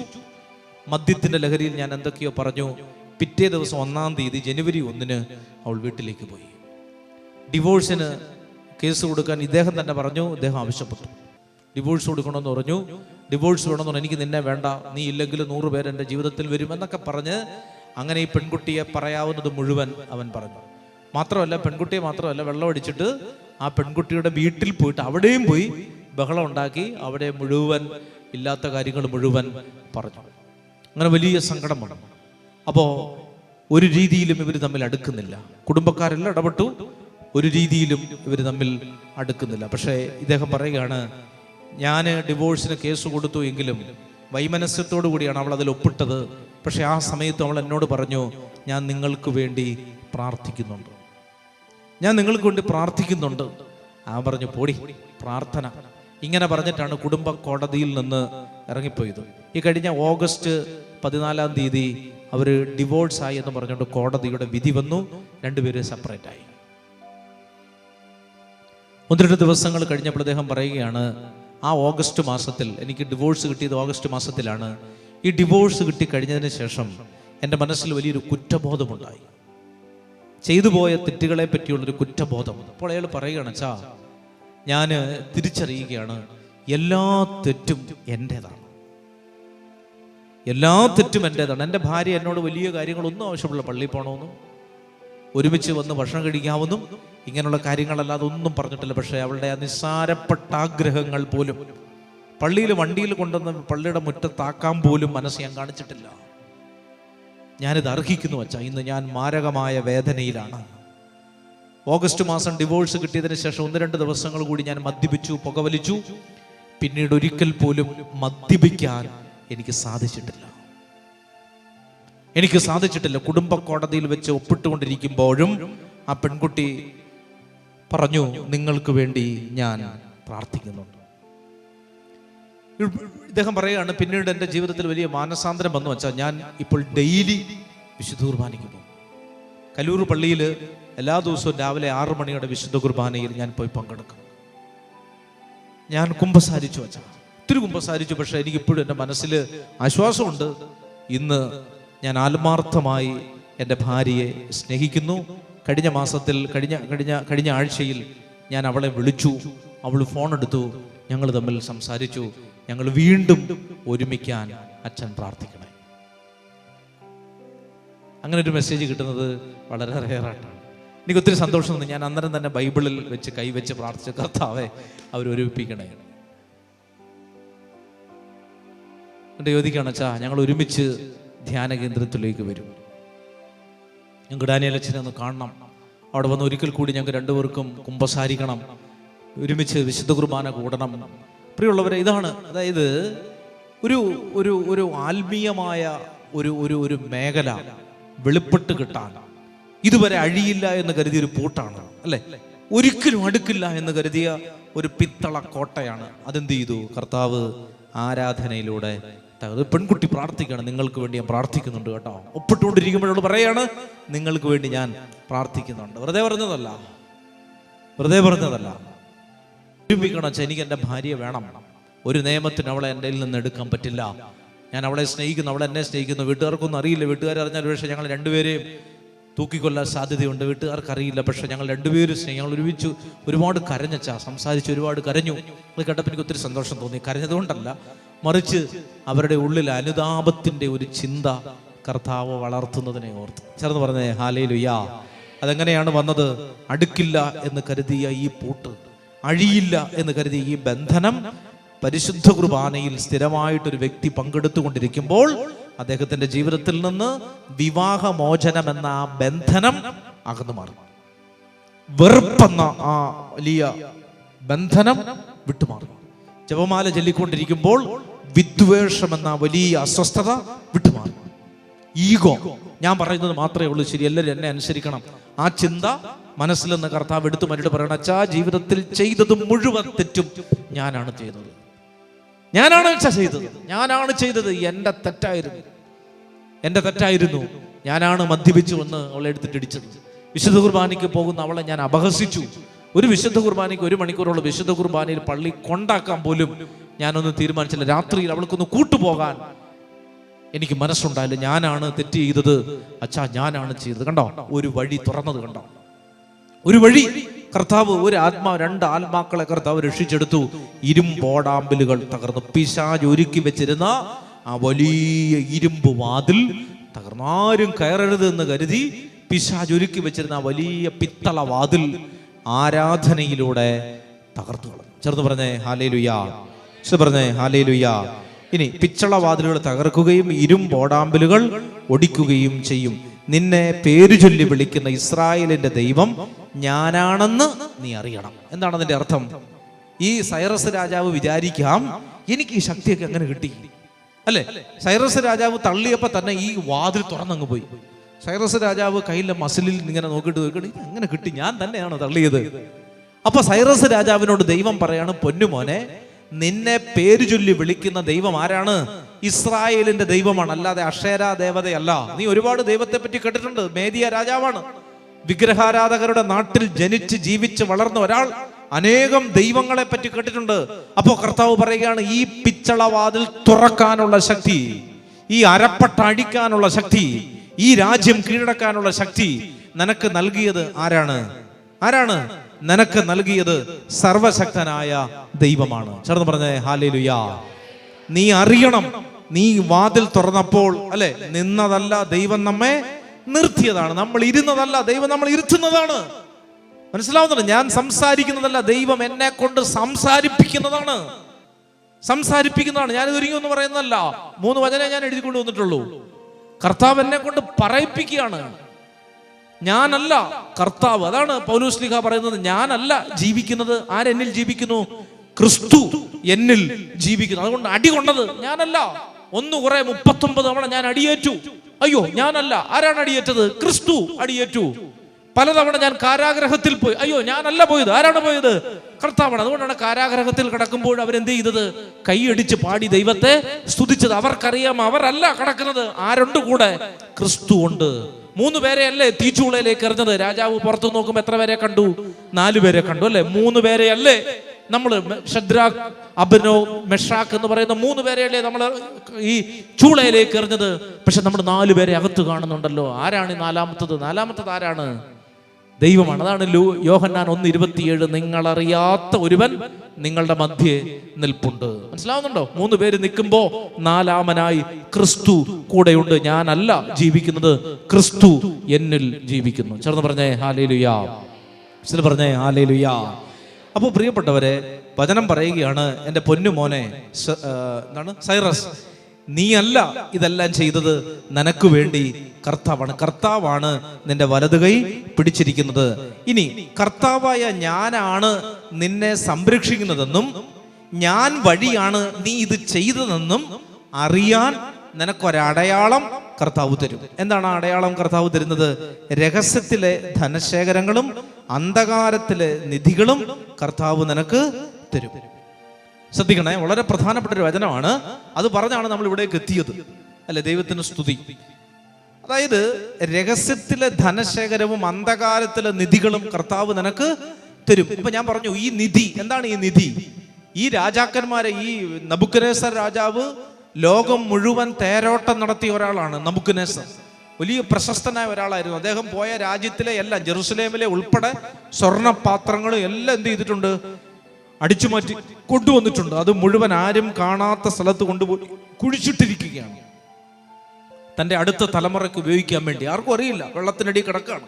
അപ്പോഴാണ് യൂഫ്രട്ടീസ് നദി വറ്റിപ്പോയത്. യൂഫ്രട്ടീസ് നദി വറ്റി ആളുകൾ അങ്ങോട്ടേക്ക് പോകുമ്പോഴാണ് വലിയ പെട്ടിക്കകത്ത് സ്വർണ്ണാഭരണങ്ങൾ കണ്ടത്. രഹസ്യത്തിലെ ധനശേഖരങ്ങളും അന്ധകാരത്തിലെ നിധികളും ഇതുവരെ എന്ന് പറഞ്ഞാൽ അതിന്റെ അർത്ഥം എന്താണെന്നറിയാമോ? ഇതുവരെ ആരും കാണാത്ത അനുഗ്രഹങ്ങൾ കർത്താവ് നിനക്ക് വേണ്ടി കരുതി വെച്ചിട്ടുണ്ട്. ചെറുത് പറഞ്ഞേ ഹല്ലേലൂയാ. മനസ്സിലാവുന്നുണ്ട്? ഇതുവരെ ആരും കാണാത്തത്ര അനുഗ്രഹങ്ങൾ കർത്താവ് നിനക്ക് വേണ്ടി കരുതി വെച്ചിട്ടുണ്ട്. ഇത് നീ അറിയണം.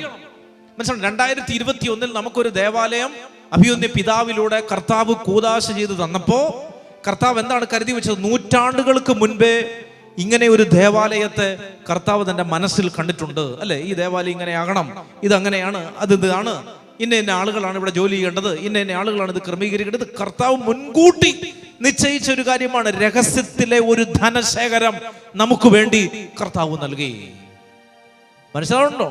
10-45 ലക്ഷം രൂപ നമുക്ക് കിട്ടിയത് എങ്ങനെയാണ്? നമ്മളുടെ ബാങ്കിൽ നിന്ന് എടുത്തതല്ല. രഹസ്യത്തിലെ ധനശേഖരം കർത്താവ് നമുക്ക് മുമ്പിൽ വെച്ച് നീട്ടി. ഒരു കാര്യം ചെയ്യാൻ നീ ഇറങ്ങുമ്പോൾ നീ ദൈവത്തിൽ ആശ്രയിച്ചാണ് ചെയ്യുന്നതെങ്കിൽ നിന്റെ മുമ്പിൽ രത്നം നിറച്ച പെട്ടികൾ കർത്താവ് കൊണ്ടുവെക്കും. ദൈവാശ്രയത്തോടു കൂടിയാണ് നീ ഒരു വഴിക്കിറങ്ങുന്നതെങ്കിൽ ഇതുവരെ ആരും കണ്ടിട്ടില്ലാത്ത നിധികൾ കർത്താവ് നിന്റെ മുമ്പിൽ തുറന്നു വെക്കും. സംശയം ഉണ്ടെങ്കിൽ നിങ്ങൾ ഇറങ്ങിക്കും. ദൈവത്തിൽ ആശ്രയിച്ചുകൊണ്ടൊരു കാര്യത്തിന് ഇറങ്ങൂ. കർത്താവ് അന്ധകാരത്തിലെ നിധികൾ നിനക്ക് തരും. ഇതിന്റെ ഇന്നത്തെ വ്യാഖ്യാനം എന്ന് പറഞ്ഞു കഴിഞ്ഞാല്, അതായത് കർത്താവ് നമ്മളെ ഇപ്പം ഈ ഇസ്രായേൽ ജനം യൂഫ്രട്ടീസ് നദി കടന്ന് ജെറുസലേമിലേക്ക് പോവുകയാണ്. അല്ലെ, ഒരു യാത്രയാണ്. അല്ലെ, ഞാൻ പറഞ്ഞു വലിയ വഴികളിലൂടെ ഒരു യാത്രയാണ്. എല്ലാ വാതിലുകളും തകർത്ത് മലകൾ നിരപ്പാക്കി. എന്തിനാണ് നിരപ്പാക്കുന്നത്? ഒത്തിരി പേരുണ്ട് പോകാൻ. മനസ്സിലാവുന്നുണ്ടോ? ഇങ്ങനെ നിരപ്പാക്കിയാൽ വലിയൊരു ഗ്രൗണ്ട് പോലെ ആളുകൾ പോവാണ്. അങ്ങനെ പൊക്കൊണ്ടിരിക്കുന്ന ആളുകൾ എന്തിന്റെ സൂചനയാണെന്നറിയാമോ? കർത്താവിന്റെ രണ്ടാമത്തെ വരവിൽ സ്വർഗത്തിലേക്ക് പൊക്കൊണ്ടിരിക്കുന്ന നമ്മുടെ പ്രതിരൂപമാണ് ഈ അടിമത്തത്തിൽ കഴിഞ്ഞ ആളുകൾ ജെറുസലേമിലേക്ക് പോകുന്നത്. മനസ്സിലാവുന്നുണ്ടോ? മനസ്സിലായോ? ഇല്ല, നിങ്ങൾക്ക് മനസ്സിലായെന്ന് എനിക്കറിയാം. അതായത് നമ്മളിപ്പോൾ ഒരു യാത്രയിലാണ്. വിശുദ്ധ കുർബാന ഭക്ഷിച്ചുകൊണ്ട് നമ്മളൊരു യാത്രയിലാണ്. ഏതാണ് യാത്ര? സ്വർഗത്തിലേക്കുള്ള യാത്ര. മനസ്സിലാവുണ്ടോ? കർത്താവിന്റെ രണ്ടാമത്തെ വരവിൽ സ്വർഗത്തിലേക്ക് നമ്മൾ എന്ത് ചെയ്തുകൊണ്ട് ഇപ്പൊ നടന്നുകൊണ്ടിരിക്കുകയാണ്. നമ്മളെല്ലാവരും തീർത്ഥാടകയായ സഭ. കേട്ടിട്ടുണ്ടോ? സഭയെ പറ്റി പറയുന്നത് എന്താണ്?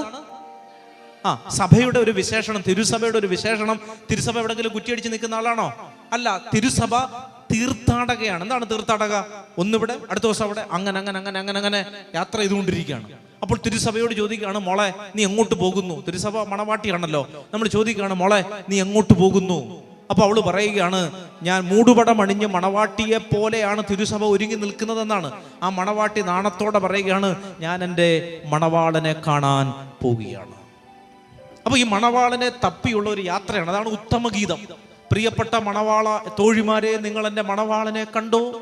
കാമുകനെ പറ്റിയല്ല, ഇത് സഭയും ക്രിസ്തുവും തമ്മിലുള്ള ബന്ധമാണ്. നിങ്ങൾ എൻ്റെ മണവാളനെ കണ്ടോ? ആപ്പിൾ മരത്തോട്ടങ്ങൾക്കിടയിൽ ഉലാത്തുന്ന എൻ്റെ യുവ മണവാളനെ നിങ്ങൾ കണ്ടോ? അതുകൊണ്ടാണ് വിവാഹത്തിൽ നമ്മൾ ഇങ്ങനെ പാടുന്നത്, ഏദൻ തോട്ട വിധാതാവേ നീയാണൻ യുവ മണവാളൻ, സുഖകരമാം ഉദ്യാനം കുളിർ തന്നൽ വീശിക്കന്മേൽ. അടുത്ത വരി എങ്ങനെയാണ്? നാഥ ഞാൻ നിൻ മണവാട്ടി, നിന്നിൽ ഞാൻ അഭയം കൊണ്ടേ. നാഥ ദൂരെ പോകരുതേ, എന്നെ പിന്നിൽ ഉപേക്ഷിക്കരുതേ. എന്നെ ഉപേക്ഷിച്ചാൽ അയ്യോ ഞാൻ മൃതിയടയും. ഇതാണ് സഭയില്ലെങ്കിൽ നമ്മൾ മരിച്ചു പോകുമ്പോഴുള്ളവർ. തിരുസഭയില്ലെങ്കിൽ നമ്മൾ മരിച്ചു പോകുന്നു. രഹസ്യത്തിലെ ധനശേഖരം എന്ന് ഇവിടെ ഉദ്ദേശിക്കുന്നതെന്ന് അറിയാമോ? തിരുസഭയെ പറ്റി സൂചിപ്പിക്കുകയാണ്. നമ്മൾ ഈ തിരുസഭയിലേക്ക് കടന്നു വരുമ്പോൾ തന്നെ, ഞാനിപ്പോൾ ഇന്നാണ് മാമോദീസ സ്വീകരിക്കുന്നതെന്ന് വിചാരിക്കുക. ഞാൻ ഈ സഭയിലേക്ക് വന്നു, എനിക്ക് വേണ്ടി കർത്താവ് വലിയ ധനശേഖരം ഒരുക്കി വെച്ചിട്ടുണ്ട്. ഏതാണ് ആ ധനശേഖരം? ഏതാണെന്നറിയാമോ ആ ധനശേഖരം? ഏതാണ് ആ ധനശേഖരം? മാമോദീസ, സ്ഥൈര്യലേപനം, കുംഭസാരം, കുർബാന, വിവാഹം അല്ലെങ്കിൽ പട്ടത്തം, രോഗീലേപനം, കൂദാശകൾ. എന്താണ്? അപ്പൊ ഞാനിങ്ങനെ ആലോചിക്കുകയാണ്, ദൈവം എന്താണ് ഈ ധനശേഖരം? അല്ലെ, അന്ധകാരത്തിലെ നിധികളും. നീ ഈ പള്ളിയിലേക്ക് കയറുമ്പോൾ തന്നെ കർത്താവ് നിനക്കൊരു ധനശേഖരം കരുതി വെച്ചിട്ടുണ്ട്. നേരത്തെ കരുതി വെച്ചിട്ടുണ്ട്. നബുക്കദ്നേസർ രാജാവ് ബെൽഷാസറിന് വേണ്ടി നേരത്തെ കരുതി വെച്ചതുപോലെ അത് ആർക്ക് കിട്ടി? സൈറസിന് കിട്ടിയതുപോലെ നിനക്ക് വേണ്ടി നൂറ്റാണ്ടുകൾക്ക് മുമ്പേ ക്രിസ്തു കുരിശിൽ മരിച്ച് ഈ കൂദാശകൾ നിനക്ക് വേണ്ടി ഇവിടെ പൊതിഞ്ഞു വെച്ചിട്ടുണ്ട്. മനസ്സിലാവുന്നുണ്ടോ? മാമോദീസ തൊട്ടിയിലേക്ക് മുങ്ങി പൊങ്ങുമ്പോ കണ്ടോ, നിനക്ക് ആ നിധി കിട്ടി. മാമോദീസ തൊട്ടിയിൽ നീ മുങ്ങി നിവരുമ്പോൾ നിനക്ക് മാമോദീസ എന്ന് പറയുന്ന വലിയൊരു ധനശേഖരം കിട്ടി. വിശുദ്ധ കുർബാന നിന്റെ നാവിൻ തുമ്പിലേക്ക് സ്വീകരിക്കുമ്പോൾ സ്വർഗത്തിലിരിക്കുന്ന ദൈവം നിന്റെ ഉള്ളിൽ. രോഗീലേപനം നീ സ്വീകരിക്കുമ്പോൾ നിന്റെ നാഡീ ഞരമ്പുകളിലേക്ക് ദൈവത്തിന്റെ ശക്തി ഒഴുകി. വിവാഹം എന്ന കൂദാശ നീ സ്വീകരിക്കുമ്പോൾ 2 ശരീരങ്ങളെ കർത്താവ് ഒന്നാക്കി മാറ്റി. പട്ടത്വം സ്വീകരിക്കുമ്പോൾ അതുവരെ ഒരു വ്യക്തിയായിരുന്ന ഒരാളെ കർത്താവ് അഭിഷിക്തനായി ഉയർത്തി. കണ്ടോ, ഒരു ധനം, ഒരു ശേഖരം ആ വ്യക്തിക്ക് കൊടുത്തു. ഇത് മനസ്സിലായ എന്താ?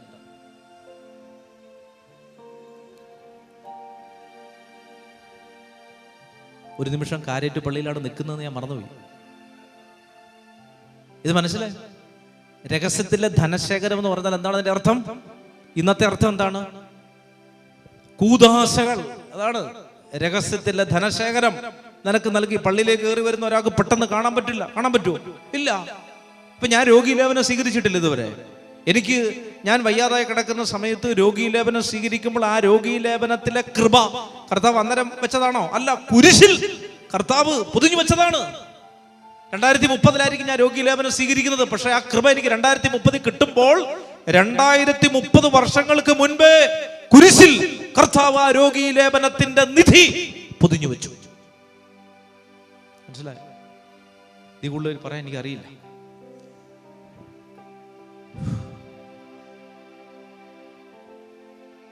പ്രിയപ്പെട്ടവരെ, ഇത് നിങ്ങൾ മനസ്സിലാക്കണം. ഒരു നിധിക്ക് മുകളിലാണ് നിങ്ങളിരുന്ന് ഉറങ്ങി വീണുകൊണ്ടിരിക്കുന്നത്. ഞായറാഴ്ച പള്ളിയിലിരുന്ന് ഉറങ്ങുമ്പോൾ ഓർത്തോണം, ഒരു നിധിക്ക് മുകളിലാണ് നിങ്ങൾ ഉറങ്ങുന്നത്. ഇപ്പോൾ ഒരു സൈഡിലേക്ക് ചാഞ്ഞിരിക്കുന്നവർ ശ്രദ്ധിക്കണം, നിങ്ങൾ ഇരിക്കുന്നത് നിധിക്ക് മുകളിലാണ്. അതാണ് അച്ഛാ ആരും എടുത്തുകൊണ്ട് പോകാതിരിക്കാൻ വേണ്ടി ഞങ്ങൾ ഇരുന്ന് ഉറങ്ങുന്നത്. അതുകൊണ്ടാണ് എപ്പോഴും പള്ളിയിലേക്ക് വരണമെന്ന് പറയുന്നതിന്റെ കാരണം നിധിയിരിക്കുകയാണ് അതിനകത്ത്. JCB ആയിട്ടൊന്നും രാവിലെ രാത്രി ആരും വരുന്നേക്കരുത്. പാട് എന്ന് പറഞ്ഞാൽ ഈ ഇതിലും വലിയ നിധി എവിടെയാണ് ഉള്ളത്? തിരുസഭയിലുള്ളതുപോലെ നിധികൾ. വിജാതീയനായ ഒരുത്തനെ പിടിച്ച് രാജാവാക്കി. ഉണ്ടോ? ദൈവത്തെ അറിയാത്ത ഒരാൾ. നമ്മൾ ഒരു കാലത്ത് ദൈവത്തെ അറിയാത്തവരായിരുന്നു. നമ്മളെ കർത്താവ് ദൈവത്തെക്കുറിച്ചുള്ള വഴികൾ പഠിപ്പിച്ചു. അതിനെപ്പറ്റി ഞാൻ കഴിഞ്ഞ ആഴ്ച പറഞ്ഞു. ദൈവത്തെ അറിഞ്ഞിട്ടും ദൈവ വഴികളിലേക്ക് പോകാത്തവരെ പറ്റി കർത്താവ് ഓരോ ദിവസവും ഇങ്ങനെ ഓരോ കാര്യങ്ങൾ നിങ്ങളോട് പറയാൻ വേണ്ടി എന്നോട് പറയുന്നത് എനിക്ക് വലിയ അത്ഭുതം തോന്നുന്നു. കാരണം ഒരിക്കലും ഞാൻ ചിന്തിച്ചിട്ടില്ലാത്ത കാര്യങ്ങളാണ്. അപ്പൊ രഹസ്യത്തിലെ ധനശേഖരം എന്ന് പറയുമ്പോൾ അതെന്താണ്? കുമ്പസാരവും കുർബാനയും അല്ലേ? വലിയ പാപിയായിട്ടല്ലേ കുമ്പസാരക്കൂട്ടിലേക്ക് പോയത്? വലിയ നിധിയും കെട്ടിപ്പിടിച്ചല്ലേ നമ്മൾ വരുന്നത്? എന്താണ് ആ നിധി? നിത്യജീവൻ. അപ്പം വീണ് മരിച്ചാൽ നീ സ്വർഗത്തിൽ പോകും അല്ലേ? എൻ്റെ ഏറ്റവും വലിയ ആഗ്രഹം ഇതാണ്. കുമ്പസാരിച്ച് കഴിഞ്ഞ് അച്ഛൻ ആശീർവദിക്കുമ്പോൾ അവിടെ പിടയണം എന്നാണ്. അങ്ങനെ അല്ലാതെ വലിച്ചു കിടക്കരുതെന്നൊരാഗ്രഹമുണ്ട്. അപ്പൊ അവിടെ വീണാൽ പിന്നൊരു കുർബാന പോലും ചെല്ലിക്കേണ്ട വരികയില്ല. കാരണം ഡയറക്റ്റ് സ്വർഗത്തിൽ പോകും. ആ വാതുക്കെ ഒന്ന് മരിച്ചു വീണാൻ സാധിച്ചാൽ, ഒന്ന് പിടഞ്ഞു വീണാൻ സാധിച്ചാൽ അത് വലിയ അനുഗ്രഹമാണ്. കാരണം ഒരു നിധി കിട്ടിയിരിക്കണം. എന്താണ് ആ നിധി? നിത്യജീവൻ. നമ്മുടെ അശ്രദ്ധ കൊണ്ട് ആരും ഇത് അടിച്ചു മാറ്റിക്കൊണ്ട് പോകാൻ പിന്നൊരിക്കൽ നഷ്ടപ്പെടാൻ പാടില്ല. അപ്പോൾ രഹസ്യത്തിലെ ധനശേഖരങ്ങൾ കർത്താവ് നിനക്ക് തരും. നിങ്ങൾ മടുത്തോ? ഞാൻ മടുത്തു. അതുകൊണ്ട് നിങ്ങൾ സ്ഥിരമായിട്ട് കള്ളം പറയുന്ന ആളുകളായതുകൊണ്ട് നിങ്ങൾ മടുത്തോ? ഇല്ല. ഇതാണ് നിങ്ങൾ 2019 മുതൽ എന്നോട് പറഞ്ഞുകൊണ്ടിരിക്കുന്നത്. അതുകൊണ്ട് നിങ്ങളുടെ മറുപടി എന്താണെന്ന് എനിക്കറിയാം. അപ്പോൾ അതുകൊണ്ട് ഞാൻ ആ മറുപടിയിൽ വിശ്വസിക്കുന്നില്ല. കർത്താവ് യേശുവിനെ പറ്റി പറഞ്ഞെന്നറിയാമോ? യേശു ഇങ്ങനെ നടന്നു പോകുന്ന സമയത്ത് കുറേ ആളുകൾ പറഞ്ഞു ഇവൻ വലിയ അത്ഭുതങ്ങൾ പ്രവർത്തിക്കുന്നു. പക്ഷേ കർത്താവ് എന്ത് ചെയ്തു? കർത്താവ് ആരുടെയും വാക്കുകൾ വിലക്കെടുത്തില്ല. അവരുടെ ഉള്ളിലുള്ളത് എന്ത് എന്ന് അവന് കൃത്യമായി അറിയാമായിരുന്നു. അതുകൊണ്ട് ഞാൻ കുർബാനയിലേക്ക് പ്രവേശിക്കുകയാണ്. ആരാധന, ഏറ്റവും വലിയ ആരാധന വിശുദ്ധ കുർബാനയാണ്. നമ്മൾ ആ കുർബാനയുടെ സമയത്ത് ഞാൻ വെറുതെ പറഞ്ഞതാണ്. നിങ്ങൾ നല്ല താല്പര്യത്തോടു കൂടിയാണ് ഈ വചന ശുശ്രൂഷയിൽ സംബന്ധിക്കുന്നത്. കർത്താവ് നിങ്ങളെ അനുഗ്രഹിക്കും. അപ്പോൾ അതുകൊണ്ട് പ്രിയപ്പെട്ടവരെ, ഒരു നിമിഷം കണ്ണുകൾ അടച്ച് നമുക്കൊന്ന് പ്രാർത്ഥിക്കാം. നമ്മൾ പരിശുദ്ധ കുർബാനയിലേക്ക് പ്രവേശിക്കാം. നമുക്കൊന്ന് മുട്ടിന്മേൽ നിൽക്കാം. ഒന്ന് വിശുദ്ധ കുർബാനയ്ക്ക് വേണ്ടി നമ്മളെ ഒന്ന് ഒരുക്കി നമുക്കൊന്ന് പ്രാർത്ഥിക്കാം. വലിയൊരു അനുഗ്രഹങ്ങൾ കർത്താവ് നമുക്ക് നൽകുകയാണ്. ഇന്നത്തെ പരിശുദ്ധ കുർബാനയിലൂടെ വലിയ അനുഗ്രഹങ്ങൾ, പ്രത്യേകിച്ച് മഴക്കെടുതിയിലായിരിക്കുന്ന സഹോദരങ്ങളുണ്ട്. അവരെല്ലാവരെയും ഇന്നത്തെ പരിശുദ്ധ കുർബാനയിൽ നമുക്ക് ഓർക്കാം. നമ്മുടെ ദേവാലയത്തിൽ രാവിലെ വന്ന സഹോദരനെയും മരണപ്പെട്ടു പോയ ആ സഹോദരിയെ പ്രത്യേകമാണ് നമുക്ക് ഓർക്കാം. അതുപോലെ ഇന്നത്തെ നിയോഗങ്ങളെല്ലാം കർത്താവിൻ്റെ കരങ്ങളിലേക്ക് സമർപ്പിച്ച് പരിശുദ്ധ കുർബാനയിൽ നിന്ന് വലിയ അഭിഷേകം നൽകണമെന്ന് ആഗ്രഹിച്ചുകൊണ്ട് കരങ്ങൾ ഉയർത്തി ഒന്ന് സ്തുതിക്കട്ടെ. Hallelujah, hallelujah, hallelujah, hallelujah, hallelujah, hallelujah, hallelujah, hallelujah. യേശുവേ ആരാധന, ആരാധന, ആരാധന, ആരാധന, ആരാധന, ആരാധന. കർത്താവെ സ്തുതിക്കുന്നു, സ്തുതിക്കുന്നു, സ്തുതിക്കുന്നു, സ്തുതിക്കുന്നു, സ്തുതിക്കുന്നു. നന്ദി പറയുന്ന കർത്താവെ, നന്ദി പറയുന്ന കർത്താവെ. ഞങ്ങളിലേക്ക് എഴുന്നള്ളി വരണമേ ഈശോയെ, ഞങ്ങളിൽ നിറയണമേ കർത്താവെ. Hallelujah, hallelujah, hallelujah, hallelujah. യേശുവേ ആരാധന, ആരാധന, ആരാധന, ആരാധന, ആരാധന, ആരാധന.